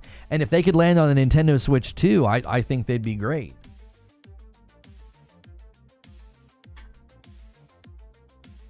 A 2 spot from Straight Shot. Any Ori news? What? No, there wouldn't be any Ori news. Moon Studios is working on No Rest for the Wicked right now, and that's doing very well. Also, early access on Steam. I don't know what their projected release date is, but No Rest for the Wicked is a great game. It's doing very well. People have been very pleased with the updates and early access. So yeah, Moon Studios is not going to have an Ori announcement anytime soon. It's easy for even good games to get lost in the crowd. So many games on Steam. Well, I'm doing what I can. I had a guy ask me, he's like, how much did they pay you for this tweet? It's like, you're not allowed to do that, you idiot. You can't just promote a game and get paid to promote it and not disclose that. You think I want to get fined by the FTC over a game that's $30? Like, freaking brain rot. Is it on PlayStation? No. I would imagine they're going to want to make sure that that game turns into a multi-plat game, though. Hypercharge. It's not on Game Pass, so I don't think they're in any kind of a contract with Xbox. So if it lands on the Nintendo Switch 2 and PlayStation, it could do very well. I think they're a smaller studio, and they probably would need to use this time to continue to improve the game, make it better, receive feedback, and then get the funding to start developing it for other platforms. It would crush. I think it would crush on the Nintendo Switch, personally. But I think they'd probably want to launch it on the Switch too, because they're going to want to have that slightly better performance. So, Anyways. Guys, take a second. The hate watchers are bailing because I'm being positive and I'm not giving them what they wanted. So do me a favor and smash that like button. Let's get 400 likes on the video. I start promoting a game that's only on Xbox and it's really, really fun. And they're like, let's get the frick out of here, dude. There's no, we can't clip snipe today. He's being real positive about Xbox. You'll be starving for clips, I guess. This money from Xbox will get them to fund more platforms. Yeah, hopefully. Yo, what's good, Abe? Good to see you. Maybe I heard incorrectly, but Hypercharge is already on the Switch. Been there since 2020. It's already on the Switch? Oh my gosh, is it really? I thought this was like a new game that was coming out of early access. Yes, it's on the Nintendo Switch right now. Get it. All you Nintendo guys. You can get it on the Nintendo Switch for $25. Thank you so much for drawing my attention to that. I swore that this game was like coming out of early access and making its debut on console, starting with Xbox first. I was completely in the dark. I was following them on Twitter, and basically I was waiting for the game to hit console because I was like, oh, that looks really good on Steam, and they kept having their trailers, and I was like, oh yeah, that looks really fun. Yeah, it hit Switch in January of 2020. Yeah, it's been on Steam since 2017. I was waiting for it to hit console because I thought, this is a console game. It just looks and feels like a console game to me. When is UB Forward? 3 p.m. Eastern. Guys, in 1 hour, I am going to be doing a stream with Kirk from What's New Video Games. We're trying to get him to brand to Kirk the Gamer, but you know. It's slow process, chat. He likes to be a boat in a video game, so we'll get there one day. I'm going to be doing a stream with him about this showcase, asking the question, is this a comeback? Like, is Xbox on their comeback tour? It's been shaky for the first 4 years of this gen. It really has. A lot of people have been like, I'm done with this brand. I'm out, right? Especially with those rumors about Halo. People were ready to jump ship. And I think people are starting to say, wait. We're eating pretty good on Game Pass. We maybe want to go back to holding that line again, right? We're going to be discussing whether or not this is a comeback. And we're going to get a chance to hear from Kirk. We're going to get a chance to see what he liked from the showcase, what he walked away from and thought was standouts, and I'll ask him. You know, Kirk, don't put it in chat. Make him wait. I'll ask him, what do you think about the lack of release dates for Indiana Jones and Avowed? Kirk thinks Indiana Jones could get a Game of the Year nomination. We're going to ask him what he thinks. We're going to be like, do you still think that? You still thinking that? We'll see. Melancholy and Infinite Sadness was the first CD I ever bought. I love that album so much. That's so random and out of the blue, but that was one of the first CDs I owned as well. Might get some hate from some on this one, but it may just be me. But some of the gameplay kind of reminds me of Halo multiplayer, just with toys. I didn't get that vibe at all, but, you know, everybody's different. Creature says that mid stuff they showed yesterday. What was mid? Is there anybody in chat right now that is critical of the showcase? Like, I want to know who thinks it was bad or mid. I mean, Creature saying it's mid. I'm like, what? If you thought it was mid or bad, I want to know why you think that, because I don't think that at all. You're going to save it for the next show? Okay. Microsoft shoved and mentioned Game Pass thousands of times. What do you think? That's a prediction that I got wrong. I got that one wrong. I thought that they were going to downplay Game Pass, and they did not. It was on almost every trailer, and then Phil sits down with IGN, and he's basically pushing back. He's like, people thought that we would put stuff on Game Pass. Everybody's going to think games are free. He didn't really counter that. He just said people said that. And he was like, no, we're committed. Game Pass. You know, Call of Duty's coming to Game Pass. I did not expect that. I did not. I thought they were going to shift away. Like, I thought Game Pass will be on every trailer at the end card. But I didn't think they were going to beat us over the head with it. I got that prediction wrong. I thought, given what Phil Spencer told the Brazilian regulators, and given the fact that they internally have admitted that it cannibalizes sales, I thought they were going to downplay it. I really did. I thought, no, they're going to downplay Game Pass. They're not going to make it front and center. Oh, no. They were like, nope, it's front and center. It's in every trailer. It's at the end, day one on Game Pass. And then Phil goes and does that interview, and I'm like... Now, Hilly said they're doubling down. I think he said that, and I disagree. I don't think they're doubling down. I'm just surprised they're maintaining that focus. I thought they were going to downplay Game Pass significantly. If you remove ESO, Sea of Thieves, and 76, Indy looked meh, says Frank, at best, and the rest of the games looked okay, but nothing was mind-blowing. So you didn't think Doom looked mind-blowing and good? You didn't think that Black Ops 6 looked good? I thought those were probably two of the best looking of the showcase. I thought they looked great.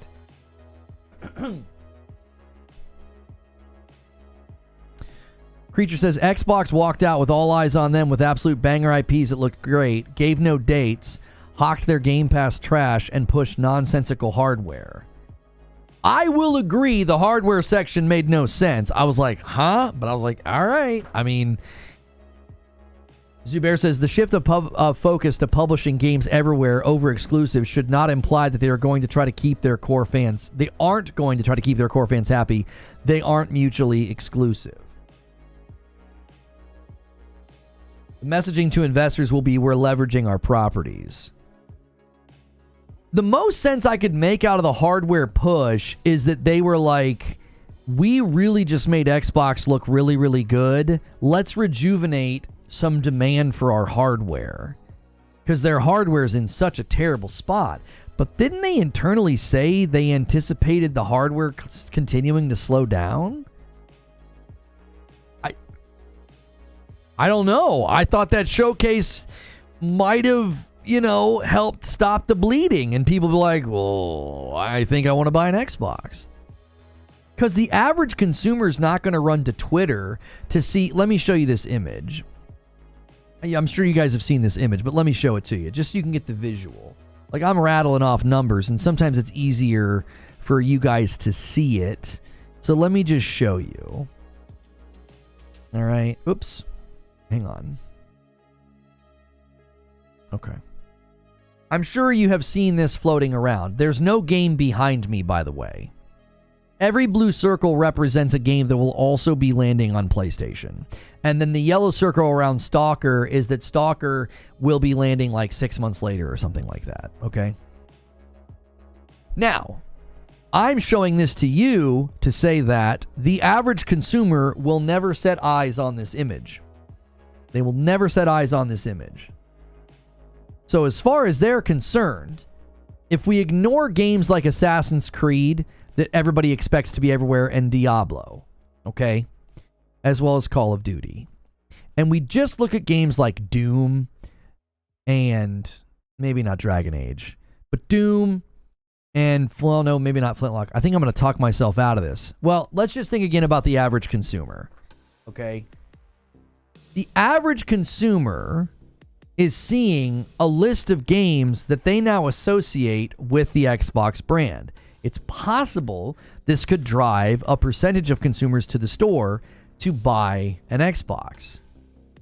The only dilemma with that is how they open the show. Because the average consumer is never going to see this image. They're just like, oh, that's a lot of games. Holy crap. That either makes them very happy with their Xbox choice, or maybe they consider getting an Xbox. Now, if it's a PlayStation user, they're going to go and research and be like, okay, what of these games am I getting? Because they're probably expecting to get Call of Duty and a game like Assassin's Creed and Dragon Age. Maybe they were unsure about Doom or something.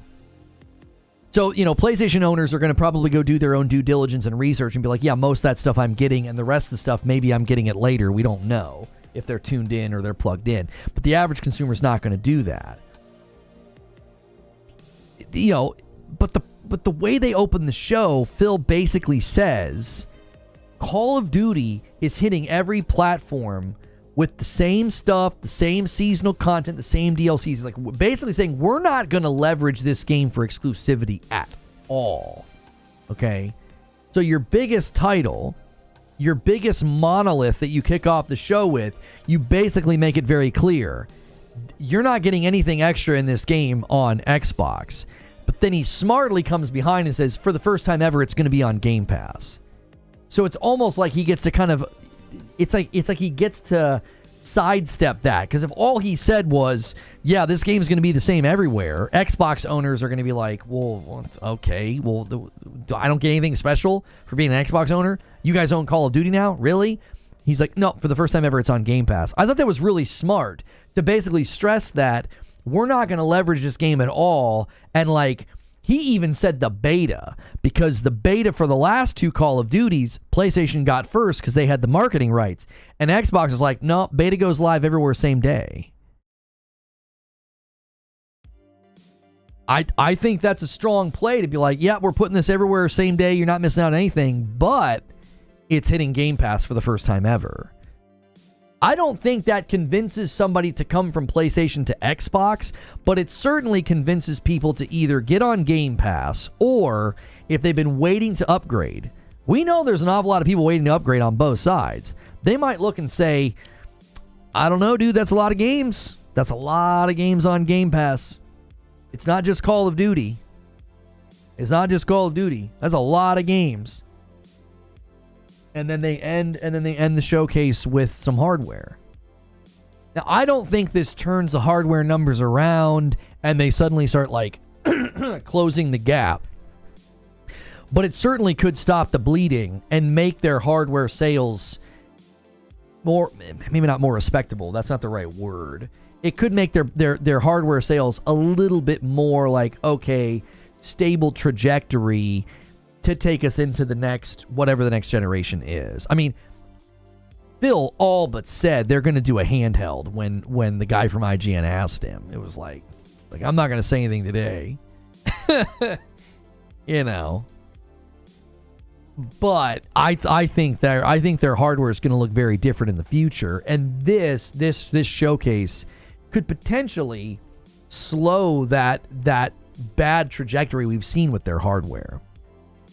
A 10 spot from William Brookeboy Lewis with a $10 super chat says, this on Game Rant, not sure if you saw, Black Ops 6 on Xbox Game Pass will have varying content access based on tier. Ultimate offers the full game, console has campaign, and core has no version.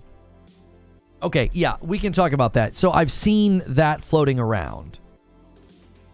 And I think what people are forgetting is none of that's surprising. That's how Game Pass is set up.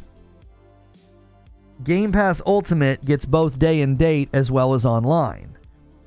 Standard Game Pass Console gets day and date, but it doesn't have online. Game Pass Core gives you online, but you got to buy the game. And I saw people running with that and saying like, well, yeah, PC Game Pass is superior. Listen, I do think they have a bit of a... I don't know if I want to call it a problem, but I do feel like the way the Game Pass is currently set up is there's an awkwardness to it. It's like the lowest cost is core, and that gives you online. If you upgrade to the standard console, you lose online, but you get day and date titles. And then if you go all the way to Ultimate, you get day and date and you get online. It's a confusing...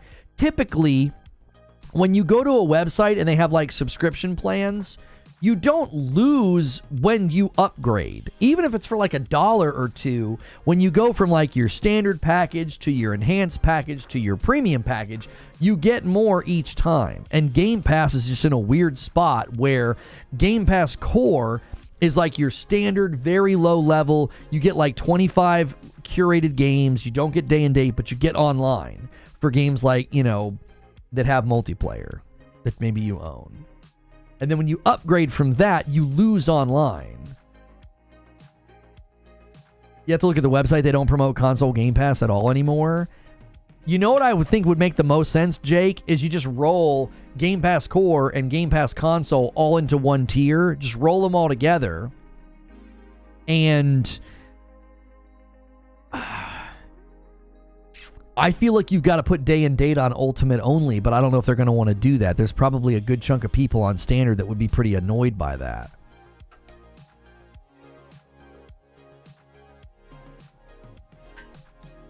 Black Ops 6 install size is insane. 310 gig. Like, good night. Like, that's... You're going to have to delete like half... Some people are like me. I'm going to have to delete like half my library just to install that. This guy says Avowed is November the 12th. That was quickly deleted, FYI. They quickly deleted that, so I don't actually know if I'm gonna go and say, yeah, that Avowed is 100% coming. Not trying to disagree that it's muddy, but it's not technically an upgrade. Core and console are two separate services. Ultimate is the bundle of both. Okay, but Perk, you had Game Pass console and you had Game Pass Ultimate. That's what you had. And then they basically introduced Game Pass Core as like the lowest one because they had to convert all these Xbox Live people. It just creates a very weird hierarchy. It's like, I don't understand what's going on here. You should have just rolled all of the... What they should have done is they shouldn't have raised console's price. They could have rolled all those Xbox Live people into the standard console price and then raised the price later. They really hurt themselves by raising the price of Game Pass console by $1. They could have rolled all of the Xbox Live people into it, and then like 6 months later could have been like, hey, all of your price is going up by $1. Straight Shot with a $2 super chat says, we got a Silksong release date, right? No, we did not. Nobody is on Core. This is untrue. Roughly 9 million people are on Core. Like, what do you mean? They jumped from like 25 million Game Pass subscribers to 34 when they rolled Core into it. That's 9 million people. I'm telling you, that's what they should have done. They just should have kept the standard console price of Game Pass, rolled all the Core people into it, and then raised the price later. I feel like they jumped the gun on raising the price.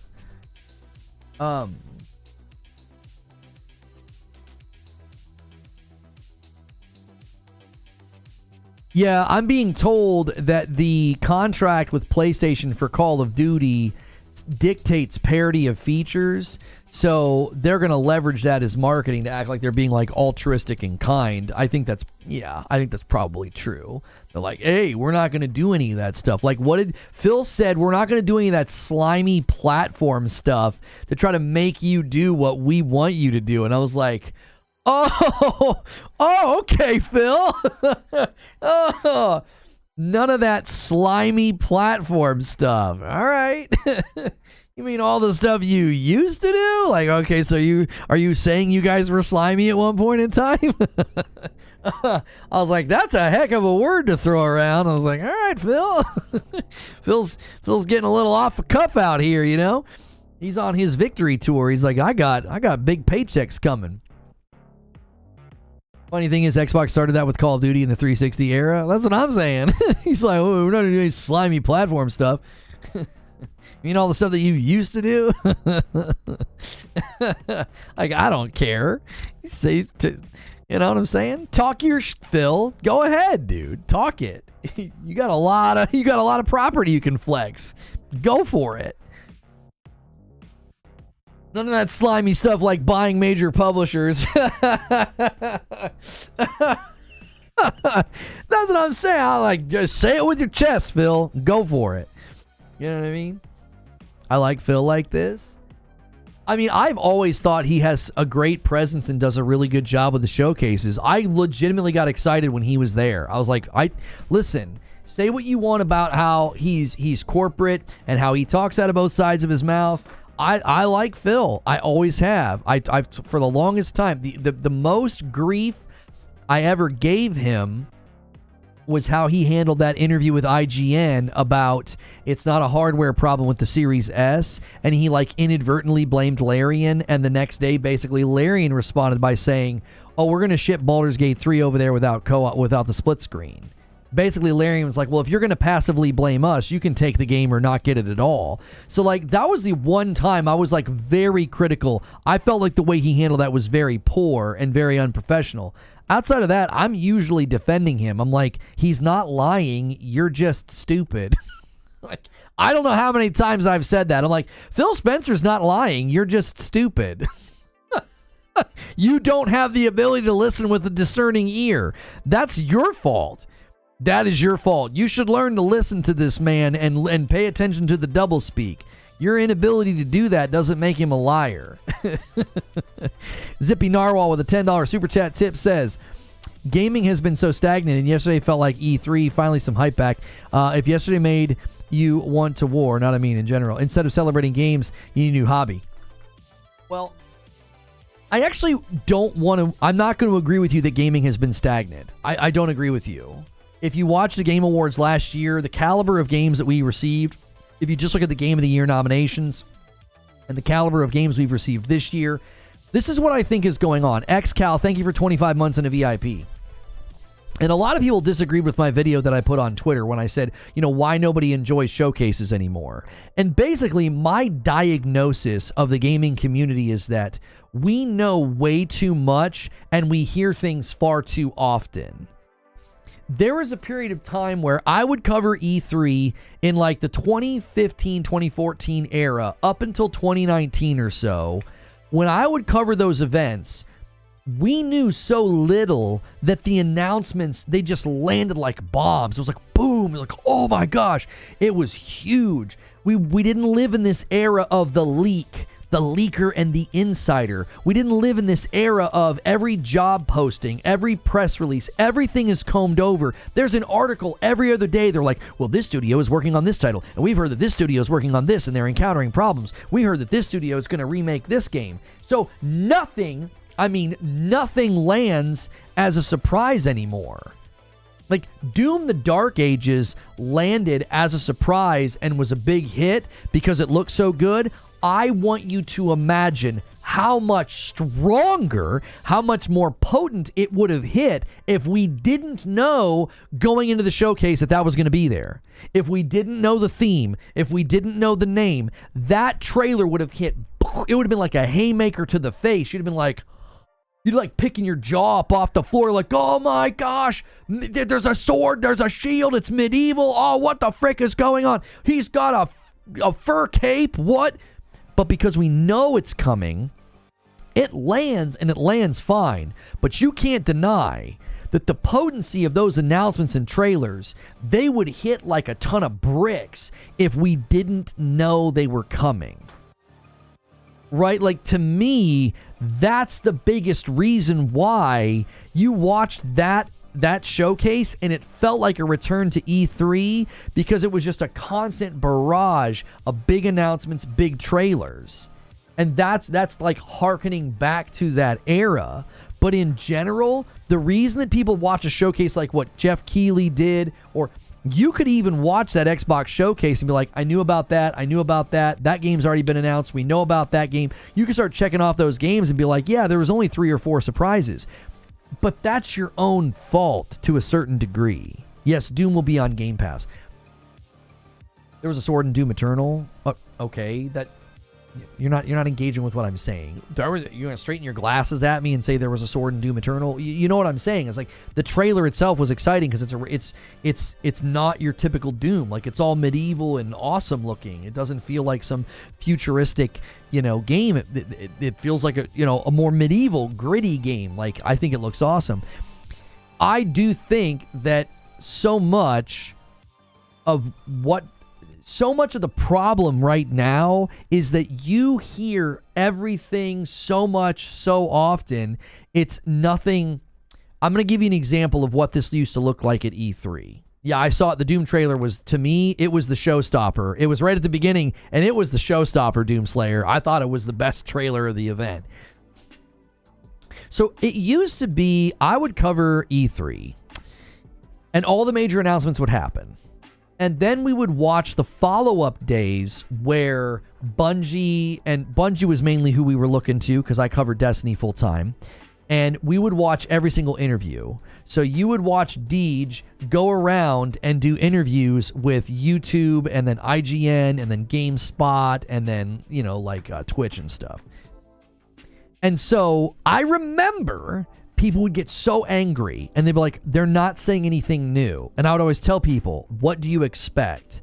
They have their talking points, they have their marketing beats they want to touch, and they're not going to give IGN a scoop and then refuse to talk about that thing with, YouTube. Also, when they take the main stage at an event, they're going to knock your frickin' pants off, and then they're going to sit down and have more just basic conversations about the content after the fact. They're not going to save a banger of an announcement or like this crazy thing for like a sit-down interview. You're always going to get less. Well, what I'm showing you is if you diagnose what happened in that moment is like people would be angry because they weren't getting anything new. And that's what's happening now with showcases, state of plays, Summer Game Fest, all these events. They're all being like diminished and talked down about because they can't really give you a barrage of surprises. You knew that the Lego Horizon game was coming. You knew Doom the Dark Ages was coming. But we knew all these things. Now, the guy that said there was going to be a shadow drop and he said he didn't want to spoil it, I don't get where he was coming from. Was he honestly talking about like the things they dropped in Starfield, like being a shadow drop that he didn't want to spoil? If he genuinely had info, he should have spoiled that and been like, lower your expectations for a shadow drop. It's going to be free content in Starfield. It's not going to be a game. Yo, Will with a $2 super chat says, what do you think of Xbox making their own Concord? They're not making their own Concord. I don't think Fragpunk is their game or studio, is it?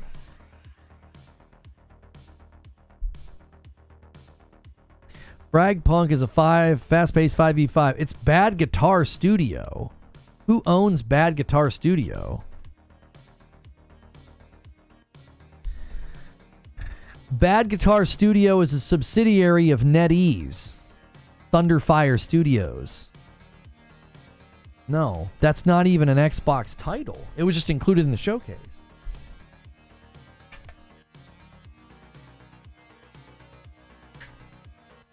Concord and Wukong and Astrobot will still be some of the best games in the next couple of months. I mean, yeah, I won't disagree there. Those games look really, really good. I think even Kojima had high praise for Wukong. Wukong looks really nice. And, it's not hitting Xbox at launch. And we had all these brilliant, gaming press outlets acting like that was a Sony thing. And then they found out the truth. And it's like, I love the instinct to blame Sony, by the way. I thought that was amazing. I thought that was fantastic. I got a swift block for calling that out and being like, this is the state of gaming press in 2024. Just jumping to a negative conclusion about PlayStation. Like, Instead of being like, maybe, just maybe, it's because you have a platform with a weaker box that we have heard directly from developers, as well as from people like Chris Dring, that developers don't like the Series S, and developers are questioning shipping on Xbox because, the Series S.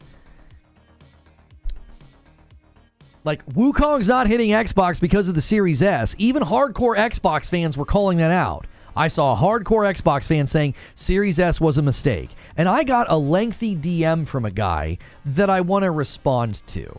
Okay? Essentially, what this gentleman said to me was, I am in a financial situation where the Series S is what I could buy. And he felt like when I am critical of the Series S, he felt like I attacked the people who bought it.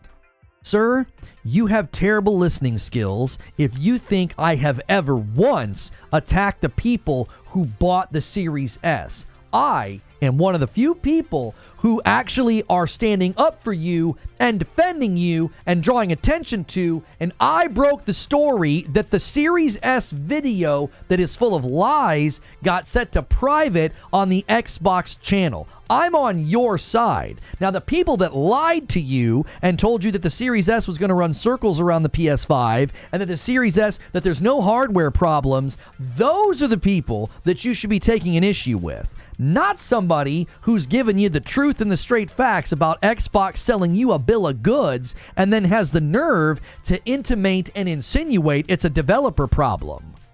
and for the Xbox loyal to consistently blame the developers. So no, if the only thing you could afford is the Series S, I have never once attacked you. I've taken up the banner for you as a consumer and said Xbox and Microsoft lied to you. I'm on your side. If you want to internalize my criticism of the Series S as me knocking you, that's your own personal problem. I've always been on the side of the consumer in that situation. I've gone to the promises, I've gone to the marketing, I've said Xbox straight up told lies to the consumer. Setting a video to private is the smoking gun. It's like you guys told people things about this hardware that are not true. I honestly think it's actionable, personally. It's probably really hard to argue harm, but to me, class action in my mind. Like, what the frick? People bought this thing on a false promise. You're yelling at him now? So, he should be yelled at for telling me that I'm insulting him when I'm not. What is getting yelled at? Is that hard for you? What does it make you shake a little bit? Does it spook you? Scare you? Grow up. I'm giving you straight talk. I've never once insulted the people that bought a Series S. Not once have I ever done that. I've consistently made it about Xbox and Microsoft and their promises and their bad strategy. You left Gear 6 off the list? No, I didn't. It's in my monologue. It's in the opening of the show. What are you talking about? I mentioned Gears twice, actually 3 times, I believe, in the show open. I mentioned it in the intro, I mentioned it later, and said it was the last big thing that I wanted to celebrate before I went to the games that fell into the middle.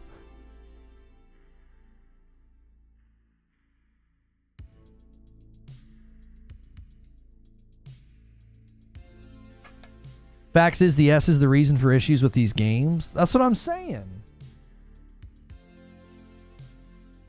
You don't think no one should yell about video games is all? Just your opinion? That's fine. My opinion is that if it bothers you, turn the volume down or, stiffen your spine a little bit. Just a little bit of passion, to go with your morning coffee. Series S is a great console for kids if you want a dedicated Game Pass machine next to the PS5. Maining a Series S is crazy, though. Excuse me. Series X is overkill if you're still gaming on a 1080.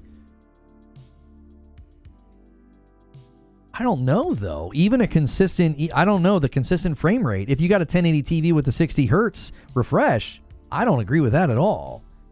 You get way more consistent performance out of the Series X than the Series S.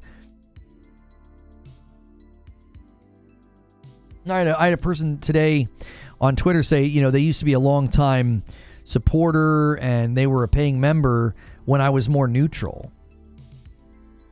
It's like, I've never been neutral. I have preferences that dictate my criticism. I was never neutral when I covered Destiny. I had preferences and ideas about what they should or shouldn't do, and it drove my criticism.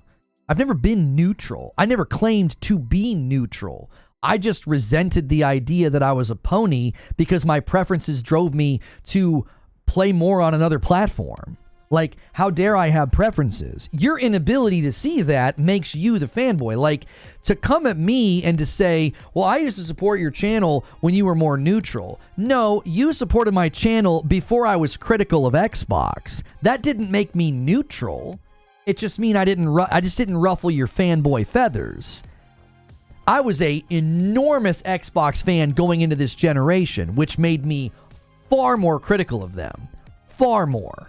If I'm a big fan of a game or a franchise, whether it's when I play Destiny or Hellblade or Ori or Tsushima, you better believe I'm going to be heavily critical of Tsushima if it doesn't hit where I want it to hit. It's like, if I like something, if I'm a fan of something, you're going to hear me be way more critical of it. Way more. So the fact that I bought the Series X first and have a much larger library with them, that created this big giant fire in my gut when I felt like, Xbox, what are you doing this generation? Where are the games? Where's the quality? Where's the next gen? And if your preferences and your loyalty drove you to just hold on and wait, and you got upset that you thought that like I was some neutral outlet that started criticizing Xbox, you're betraying your own fanboyism. It's like, I can't see, like, look at how many people in the first 5 months of 2024 have been long-standing Xbox fans that have been critical of Xbox. I just got there a year before you. Plenty of long-standing Xbox fans have spent the first half of this year just raging at Xbox. Now, yesterday, the Xbox Showcase seemed to make it all better for a lot of them, and good. I hope they get good games, and I hope they're happy.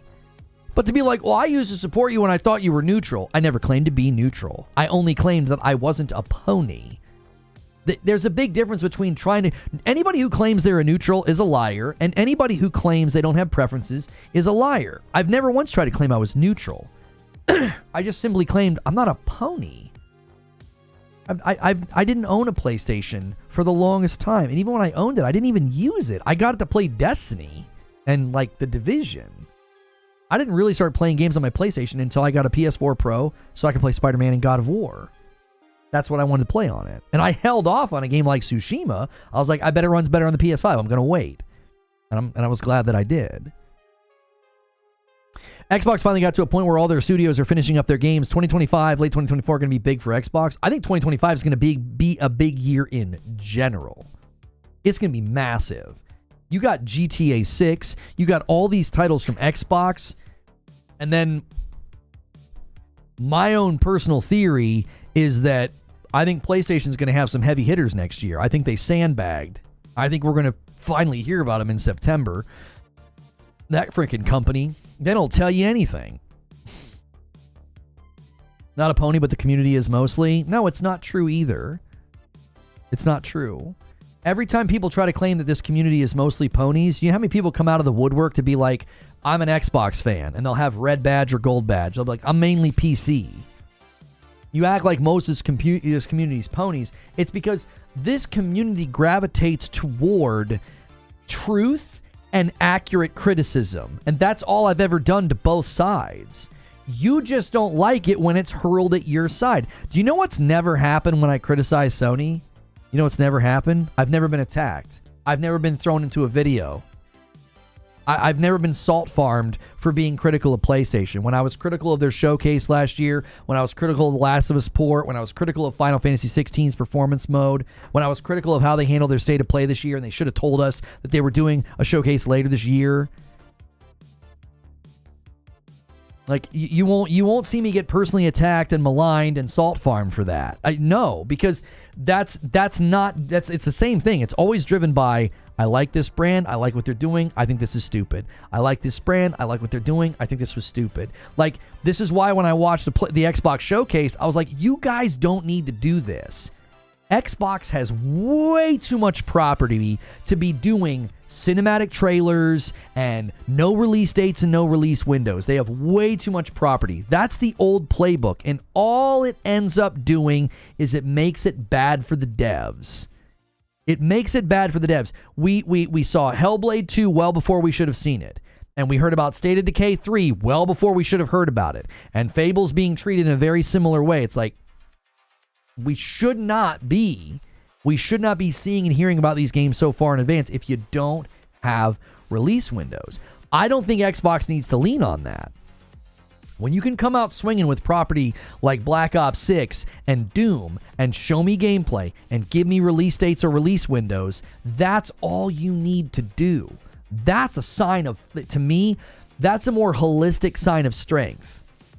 It makes me doubt and it makes me get skeptical. I'm like, I don't know, man. That could have been simulated gameplay and no release window. I don't know, man. That game's like a year away. Why aren't you showing us gameplay? Where's the gameplay? Like, the doubt and the skepticism comes up in my mind because it's like, you guys have done this before. Listen, Xbox still doesn't have my confidence yet. It's like, you guys do this. You've done this quite a bit. You can't keep showing games and announcing games too early. And then when you seem to be skittish or hesitant to show me uncut gameplay, And then when we see uncut gameplay, like what happened when we saw lengthy uncut sections of Avowed's gameplay? What did people say? People started pointing out it looks kind of clunky, to the point that the devs kind of responded and said they're hearing that feedback and they're trying to rectify it. They're trying to make it better. I personally think that Avowed should be third person. I think that would help significantly, but where's the lengthy gameplay is what I'm saying. When you can show me lengthy gameplay of South of Midnight and tell me, yep, it's coming next year, okay, where's lengthy uncut gameplay of Avowed? Where's lengthy uncut gameplay of Fable or State of Decay 3? Especially Fable if it's coming next year. You're happy Avowed's in first person? Just let me choose, you know what I'm saying? A lot of people have told me that they're going to give us the choice, that their games have typically given you the choice to switch between. So to me, it's like, okay, I'll probably be happy if you let me at least choose. It looked like in the trailer, let me pull it back up. It looked like in the trailer there was a spot where there was potentially some third person. Maybe. I'm trying to find the spot. They were like walking up to a door, and I was like, is that supposed to be third person, or are we just following somebody? It's always hard to know with trailers like this because there's so much. That fire looked way better now that I'm actually looking at this like full screen. Like this fire out of his hand. I like the way that looks. That looks a lot better than some of the early looks. That platforming, just the first person platforming is always kind of, yeah, right here. I don't want to read into this, but I'm like, oh, it looks so good. Let me play third person. Look at that cool thing on his back. Like it's like some kind of cool, flintlock gun with like a glowing, what would that be called? The butt of the gun, or a stock, the glowing stock. If this is, oh my gosh, I'm telling you, I just think that that's just a big glowing white screen. That's a vibe. Like, I want to see my character in a game like Avowed. I really, really do. And these really quick, I'll be honest with you, these really quick gameplay screens, they look way better. But again, it's so fast. It's like, I can't tell. It's like I can't tell. It's super quick. It's like maybe I think right there. I want to see my character like raising my hands, casting a spell. I think Avowed has a great aesthetic. It has a great feel. I love all the color. I love it just looks good. It doesn't look like some great knockdown, drag out next gen game. I think it just looks good. Thing could be said for Wolverine. I'm okay with teaser trailers. I said that about Gears of War. I said it's okay to do a teaser trailer and then say nothing. That's fine. That's totally fine. You also have to understand that when the Wolverine trailer landed, all those timelines got disrupted by, the sickie and the pandemic. But I'm okay with a teaser trailer like that. I am. I thought the Gears trailer was fine. I thought the Wolverine trailer was fine. If you're going to do a teaser trailer, I'm okay. Okay, cool. Now go away and leave me alone. I don't want to hear anything. My issue is not with doing a teaser trailer. State of Decay 3, we got a cinematic trailer 4 years ago. They finally come out to talk to us, and they give us another cinematic trailer with maybe 4 or 5 shots, very quick shots of simulated gameplay. There is not gameplay in that State of Decay 3 trailer. If you call that gameplay, I'm going to call you a sucker because that's not gameplay. It's cinematic, and then they give you this over-the-shoulder simulated shot, and I'm supposed to believe that's gameplay. If it's gameplay, just show me gameplay. You don't need to do all this, highly edited, one quick shot of a gunshot.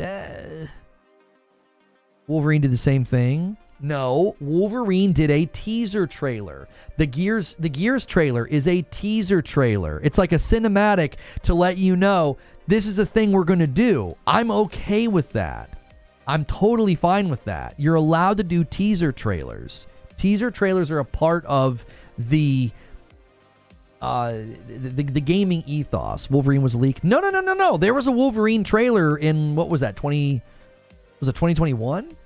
I forget where it was. Did you see this? He says, let me rephrase this a little bit better. That amazing Gears piece you just saw was full real time with real-time models, textures, environments, etc. all within Unreal 5. Saying it was CG from Blur Studio diminishes all the technical achievements you probably didn't notice for how good it was. Though it looks like another pre-rendered CG piece from Blur, it was actually a real-time masterpiece using in-engine assets and ray tracing lighting in the same engine that the game will play. Already seeing people saying, yeah, it was cool, but CG pre-rendered trailer because of stuff like this. No, they're not saying it because of what Keighley said. They're saying it because that's what it looked like. Like, with all due respect to the guy that said that, how the frick are we supposed to tell the difference between a pre-rendered CG trailer and something that's actively happening in the engine? How the frick are we supposed to tell the difference when every other trailer is a cinematic trailer that we have no idea the genuineness of it? We've been doing this a long time, brother. If you want people to know that that's what your trailer's doing, then put that up on the screen. What he just said should have been up on the screen right before. Let's go to the Gears trailer. Where is it? How's this thing open? You should have put a giant paragraph. All it says is in-engine footage. Do you know how many times we've been told something is in-engine and it's just some rendered, cleaned up, super polished cinematic? You should have had a big paragraph on screen saying this was full real time. Like, this is not some, highly rendered cinematic. This is happening in real time. If you want people to know that, then put that on the dadgum screen before the trailer. Do you know how many trailers we've seen that are like, this is in-engine footage? And I'm like, I don't know what the frick that means. You can do all kinds of trickery in-engine if you come behind and do a bunch of post-processing, if you pre-render stuff. If it's real time in engine, if you want to designate or distinguish the Gears trailer from all these other cinematic trailers that aren't genuine because it's all just in engine, but it's also a lot of like pre-rendered or post-processed stuff to clean it up. If you want us to know the difference, then frickin' tell us. Don't get smarmy and angry with Jeff Keighley on Twitter. How are we supposed to know the difference? Like, every other trailer is in-engine. How is this unbelievable? I didn't say it was unbelievable. Nobody's disputing or debating whether or not the claim is real. It's that, how am I supposed to tell the difference? Remember Halo Infinite in-engine with slip space and the animals? Yeah, we've seen plenty of trailers that are like in-engine, and then the real game comes out and it looks nothing like your in-engine trailer. If you wanted to designate the Gears E-Day trailer as something that's different than other cinematic trailers, then you should tell us that in the trailer. Just a big giant block of text. Eugene says all CG is done in some sort of engine using some sort of assets. Real time doesn't mean crap. All it means is it's rendered in the same engine the game is running it. These days it doesn't mean crap. This isn't 2000. Yeah, but real time seems to indicate to me that he's saying this isn't a bunch of pre-rendered stuff. This is we told these character models to do this in engine and they did it, meaning you could have it look like this while you're playing. That's how I interpret what he's saying. I interpret that guy's pushback on Keighley's tweet as saying, no, this is happening in real time. You could be playing this game and it's going to look like this. If a character falls down, if a character stumbles or gets punched or thrown or whatever, it's going to look like this in-game. The claim is that this is real time. Yes, Zubair. And I'm telling you, if you want me to know that, you need to specify that in your trailer. We've seen so many trailers that open up and say in-engine, in-engine, in-engine. We don't know what the frick that means half the time because you can pull all kind of trickery in-engine that then doesn't happen in gameplay because it's like, well, yeah, in-engine, you can turn on all the pretty settings, all the pretty lighting, and then you can pre-render everything so that it's not happening in real time. If it's happening in real time, okay, I'm impressed. Because John Linneman from Digital Foundry, he said the Coalition, he basically said they're wizards with Unreal. He's confident they're going to get amazing performance and they're going to get amazing fidelity out of this game. He told me that in a DM. I was like, what are you this confident in their ability? He said, yes.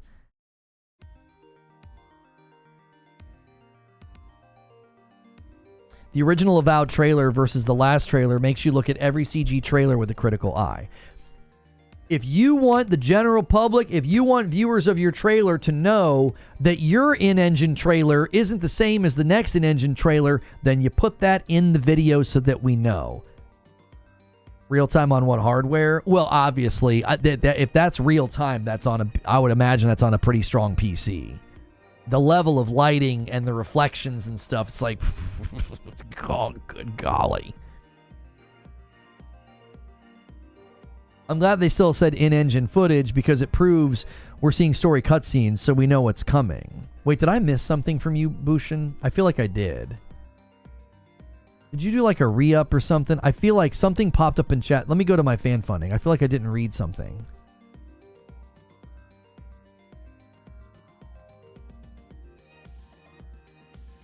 Oh, I didn't. Bushin, you did a 1 month re-up. You said you have the absolute best members here. Mash and Pajama get along now. Were you disappointed there was no mention of a new Forza? I'm not a car guy, so I didn't care. Watch Dogs, cough, cough, with a $2 super chat tip from David Farias. Eugene says, real-time in-engine is useless language when UE5 is used for movies. All these games are sub 10 hours, calling it now? What? What do you mean? You think Call of Duty Black Ops 6? You think the campaign is going to be less than 10 hours? You think Fable is going to be less than 10 hours?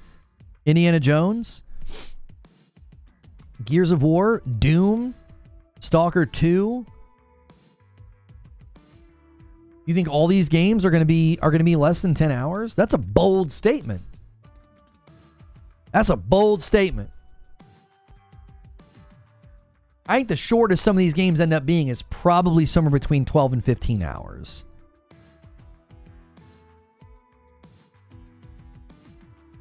Call of Duty Black Ops 6, probably somewhere between 12 and 15 hours. Not under 10. Call of Duty? Call of Duty will be less than 10 hours?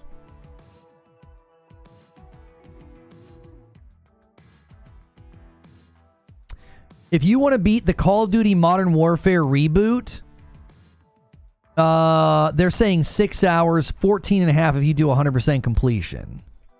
Okay, I'll give you COD. Maybe I'm overestimating COD's length because of how I play. I take my time in those games. And I usually don't rush through them. I also streamed, I think, Modern Warfare 2's campaign. So maybe I'm wrong about Call of Duty. Okay, I'll give you Call of Duty. Traditionally, their time to beat on the campaigns is, somewhere around 6 to 7 hours. If you go for a completionist run, you're gonna clock in more. Okay, fine. I was wrong about COD. All of the rest, though? I'm a diehard COD fan. I hope it's less than 10. State of K3 is a survival game, so we probably won't see those scenes in the game.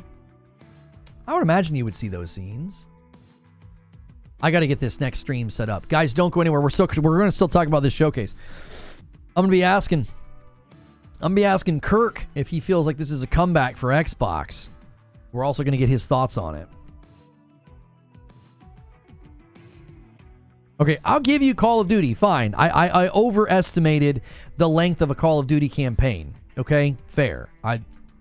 In my mind, they usually land around 10 or 12 hours, but that could just be because I stream them and that pads the time because I stop and talk and whatever I end up doing to typically elongate it. You think everything else is going to be sub 10 hours? That's an awful lot of games to be under 10 hours.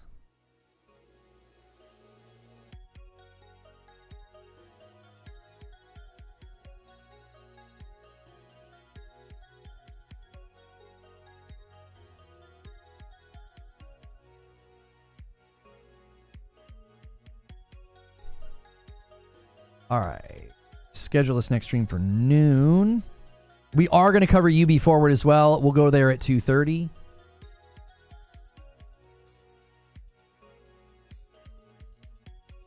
COD campaigns are supposed to be hard-hitting, adrenaline-filled cinematic experiences. It's hard to do that in more than 10 hours. I'll agree with that. I'm not too concerned about that. Like I said, I just was overestimating. In my mind, I was thinking they were longer than that, but fair is fair. They'll be, but again, Indiana Jones and Fable, like even Indiana Jones, I would have to imagine it would be longer than 10 or right at 10, not less than 10. And Doom the Dark Ages. I mean, how long was like a game like Doom 2016 time to beat? Around 11 and a half hours for 2016. And then Doom Eternal around 14 hours. So yeah, I don't think Doom is going to land under 10. Yeah, Avowed. There's no way Avowed's less. It's got all these RPG choices and, and all these things they're going to be saying. Here, I'm going to put this over here so I have trailers for us to show during the show.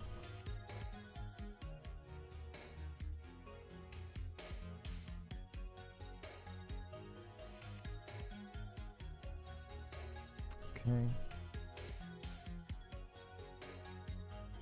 What's going on, man? What's up? What's up? I sound okay? Yeah, you sound good. Okay.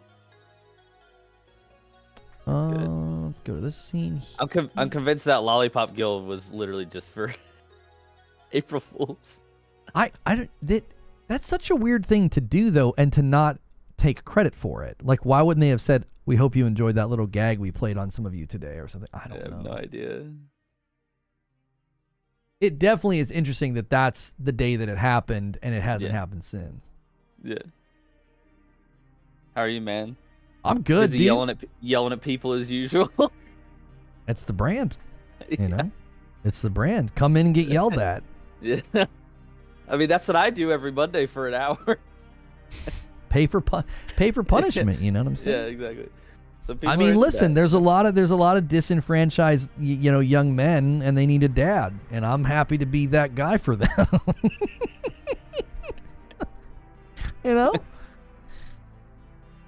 Okay, I'll give you guys a link in just a second. I'm also going to redirect you. We usually sit here for a few minutes because I take a moment to stretch my legs and use the restroom before we switch. Kirk the Goat. That's right, Garrett Green. I appreciate it. Hey, Ravenstorm. How's life as a boat? I actually haven't played Skull and Bones Season 2. I haven't taken the time to jump in. There's a lot going on right now.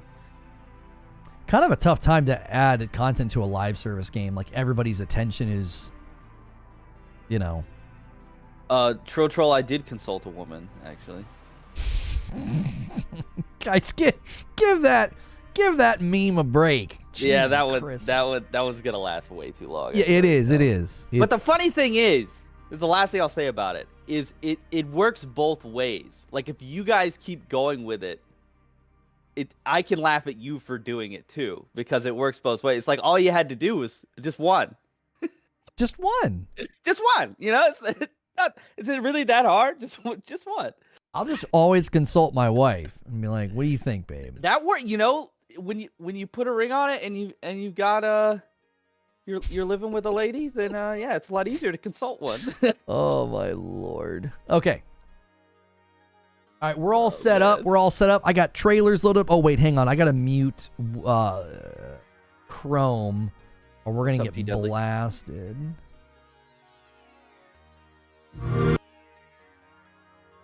There we go. I am muted Chrome. All right, so if you want to prepare a little bit in your mind, don't say this right now. I'm going to ask you, I am going to kick off the show because I walked through the big things that I thought were great. Then I went to the things that I thought were kind of more in the middle. Not mid. Like, it's mid, but like more in the middle. And then I obviously had some criticism. Yeah. Maybe try and structure your thoughts in that way ahead of time. It'll help you So you want me to go in that order, or do you want me to push back on your criticism? Like, do you want me to go in reverse? I think the show would be better suited for you to come out of the gate saying, "Here's what I just thought was amazing." You know? Okay. And you don't have to substantiate. Give yourself this freedom. If like, let's just say that you thought that there was that one game you told me, don't say it, but you told me there was a game in our DM. You said, "Oh, it looks so good."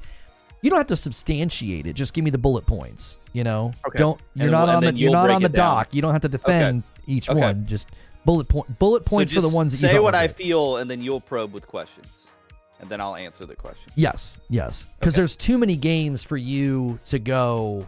Yeah, I would just go for 20 minutes the way talking. your mind works, I know how you are. Like, you're going to go too in depth. I mean, my opening monologue was almost 30 minutes. I think we're similar in that regard. So yeah. This feels scripted. Yeah, this is really scripted and rehearsed. This is about as unscripted as it gets, guys. Like, usually we do a little more back and forth over the weekend to try and be somewhat ready to throw things together. But because we had to watch all these showcases and Lono and I both had a busy weekend, this is literally us just being like, "All right, you're good, right? Like, you're good. Like, you can do it. You can do it." Yeah, that's what's happening right now. Dock it, Lono. Dock it. This isn't gonna be terrible, right? Like, you could do this, right? Dock is where the boats go? No, it's an idiom. It's an idiom, Zubair, to say in the dock. If you're in the dock, you're on trial. That's an idiom. Oh. I picked it up first from C.S. Lewis when he talked about God in the dock, and I just looked it up. On trial, especially in a criminal case, in the dock. It might be an older saying, though. Yeah, and you know what? Most idioms come from nautical phrases. I've learned that. Pretty much 80% of all idioms are something nautical from, like, maritime. We just disconnected and reconnected, chat. I don't know why YouTube does that, but that's going to cause some blips in some audio. So get refreshed and get back going. I'm going to step away briefly. You guys can talk to Kirk. Just don't cannibalize the next show. We're asking, is this a comeback? Is Xbox having a comeback? I'll be right Lono, you know, back. by the time you get back, we'll be talking about something so far off topic. You'll be like, how did they get to that? It's probably true. So we are covering UB Forward later. Maybe you can ask Kirk what he hopes to see there, because that's not really going to be a part of our show that we're about to do. So I'll be right back. Lono is a pre-rendered cutscene, Doomslayer. Can we just sit here and look at him? What, like a monkey? You want to look at me like a monkey at the zoo? Creature?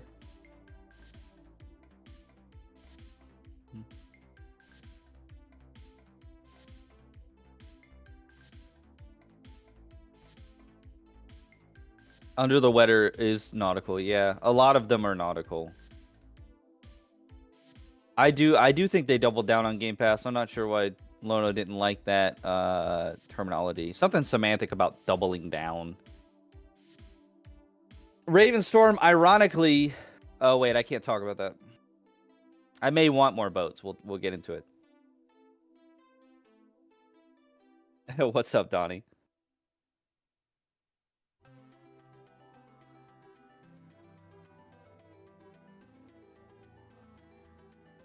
Can I do a dance? I can. I don't know that I'm going to elect to. What have I been playing, Hilly? I haven't had time to play anything because I've been watching these showcases. I still haven't gotten to see Summer Game Fest like proper, like Jeff's show. I still haven't gotten to see that. I've only seen recaps of it. I did a live stream that's now a VOD that's up on my channel of all of the Saturday morning showcases. So that was Wholesome Direct, Future Play Direct, and Latin American Games Showcase. So that kind of led right up to Lono coming live around 2 o'clock to do the Future Game Show. So I was doing that, and then I've been watching The Lord of the Rings for the first time in theaters all weekend. So that's like 4 hours apiece. So that was 4 hours on Saturday and 4 hours on Sunday. And then I barely had time to watch the Xbox Showcase last night, and was able to do that, watch that and the Black Ops Direct. I did see Phantom Blade Zero. Phantom Blade Zero looked pretty incredible, honestly.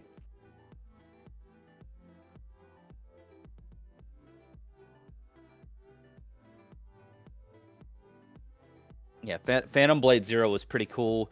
People criticized that was the way that Jeff ended his show.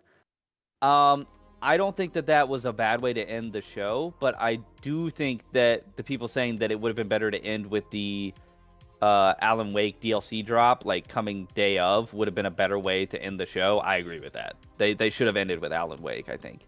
But Phantom Blade Zero was like the second best way for them to end that show. I thought what they showed was really, really good looking. And that's a PlayStation exclusive, right? Lord of the Rings is fantastic. Like I was hopeful, but I was not really actually expecting to go into a theater and see a 20-year-old movie and it feel like it just came out like this week. Like that's how good those movies have been. So I've been blown away, honestly, like going into the theater and it doesn't look a day old. It really doesn't. Yeah, I was going to say in my DM to you, like, I think it helps that a lot of what they do is it's really there and it's really happening. But even the special effects, like I was thinking of like the Balrog, and I'm that like, was so cool, dude. And like, I'm like, it's aged very well. Like it doesn't look like corny old school special effects. Like it looks good. Like the only thing that it isn't, like I was watching the Battle for Helm's Deep, I guess we'll call it, which is probably what it's actually called. But I was just like comparing it in my mind to the Game of Thrones battle against the White Walkers, and like just being like, gosh, they were able to do so much more with that, like with the scale of that, and with filming everything like actually in real time over this like large space. And I was like, I can see, like, I bet that this battle influenced what they wanted. They were like, let's do that, but let's actually do it. Like, let's have a real battle and shoot it. I could see, like, how it maybe had motivated the Game of Thrones showrunners to, like, okay, what they did with Lord of the Rings trilogy all the way back in the early 2000s, like, what if we did that, but, like, now, and we're able to do it, like, not with movie magic, but just, like, shoot it on location. And so, like, I was just kind of drawing a comparison in my mind of, like, seeing how a lot of the combat and stuff of Lord of the Rings clearly influence Game of Thrones. And even just like the, on the fifth day, look to the east and they're coming over the hill. Like that reminded me of when like Sansa's troops saved Jon. And just like a lot of parallels that I thought were like really cool, and like seeing like, oh, this is the source. Like this is the origin of like some of those great moments.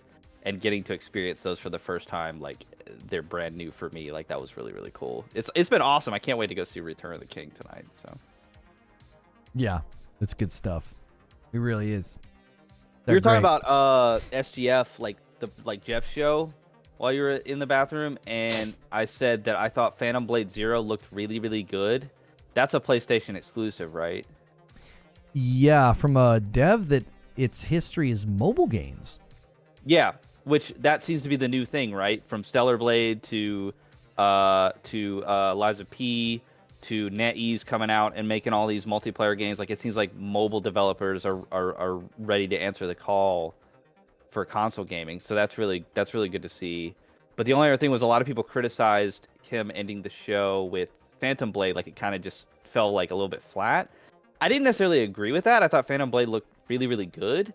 The only thing was that I did see a lot of people saying, well, why wouldn't you end the show with Alan Wake, with the DLC that was dropping like today, the day of? And I'm like, oh, okay, you probably should have done that. Actually, you probably should have ended with Alan Wake DLC dropping today with Jesse Faden from Control. But I thought that Phantom Blade was like the second best way to end that show. So I didn't think it like ruined the show or anything.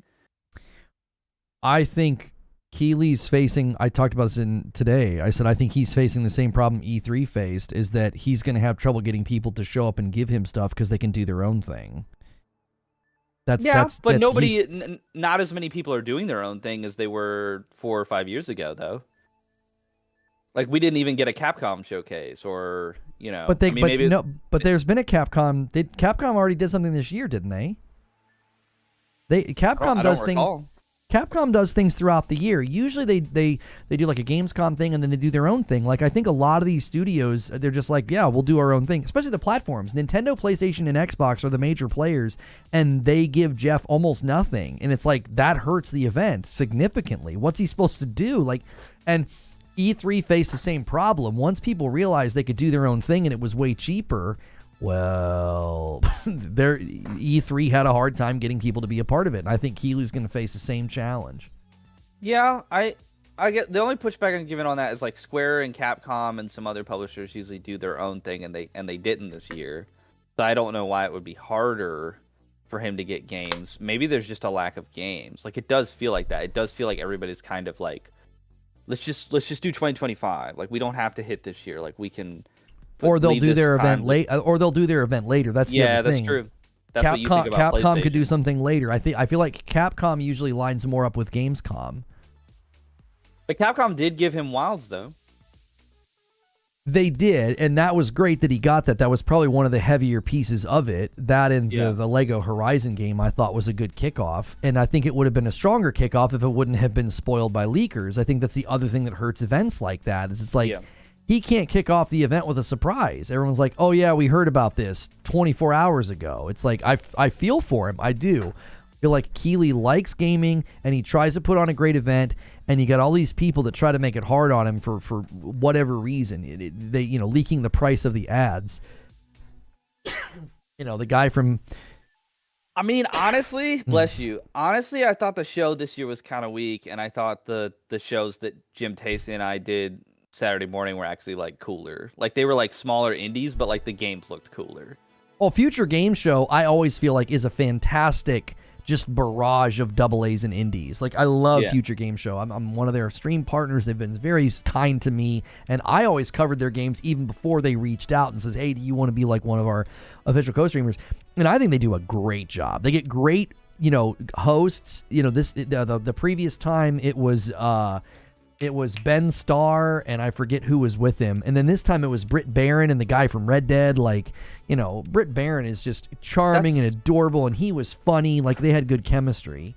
That's the same one that Yuri Lowenthal and Laura Bailey did, right? Yeah, Yuri and exactly. They always get great hosts, and it's like I think they do a good job, and I hope Future Game Show continues to maybe get a little bit more traction, because I think they are one of the good middle shows that gives you good AA and gives you good indie. We were blown away by the Latin American Game Showcase. Like, I went into that with no expectations, and it was just 90 minutes of indie bangers. Like, they showed this one game at the end called Mariachi Legends that just looked like Simon Belmont Castlevania gameplay, but it was like this Zorro guy, and like mariachi music was playing in the background, and then all of a sudden there's like a chef guy like cutting up like peppers and like making like Latin American cuisine to like give him like boosted powers or something. I don't even know what was happening, but it was amazing. I think the best part about a good time. I think the best part about that is how you pronounce mariachi. Is it? I said mariachi. I feel like that's a fairly common white. No, person I'm way just to giving say you that, crap. I'm giving you crap, dude. It's I've always heard it as like Merry Christmas. Mariachi. I've always heard it as mariachi. Maybe it is. I'm trying to think of what the actual pronunciation would be. Maybe I'm pronouncing it wrong. I've always heard it as mariachi, not mariachi. Gosh, what's that one word that you can never say right? I forgot. Oh no. Never mind. That point doesn't matter then. If I what, can't automatons? Yeah, I think that's. Yeah, I always mess up automatons. I always revert back to automatons, and I don't know why. Lono And of then all people. there was that one day where you were like, "Which one is near?" And like, people were telling you both. Like, Which some people one? were telling you what near automata, and so, like some people were telling you like it's pronounced one, and then you like kept going back and forth. You're like, "I knew I had it right," and they're like, "No, you have it wrong," and you're like, "Oh, I have it wrong," and they're like, "No, you have it wrong now." Donnie says that you're saying it right for his accent. Oh yeah, that's an accent right there that you have a hard time understanding what it's mariachi. Yeah, that's more Irish. They give me a hard time for. I always sound Irish when I do my Scottish accent. Yeah, we'll be doing coverage of the Dragon Age Veilguard gameplay tomorrow. What time is that? 11 a.m. Eastern. Okay. Cool. So, all right, let me put a link in chat for you guys. We got to go over to this new show. We're sitting here just burning the daylight. Let's see here. This one. All right. There's already like 30 of you over there. You guys are the best. Yeah, I know, Donnie. That was Irish very and Irish. yeah, Scottish. It's hard. I can't do it either. So, okay, click that link, guys. Do me a favor, smash the like button on this video before we leave. I need 50 more likes on this video. Let's get 500 likes before we leave, and then go crazy in the new stream with likes. I owe you guys 25 members. I will do that in the new stream. So let's go over there and let's start that stream with a bang. Smash like before we leave. Ton of you lurkers, double check before we leave, because sometimes the likes haven't been saving. So double check that before we get out of here. There's like 600 of you still here, all right? And then I'm starting the new stream right now.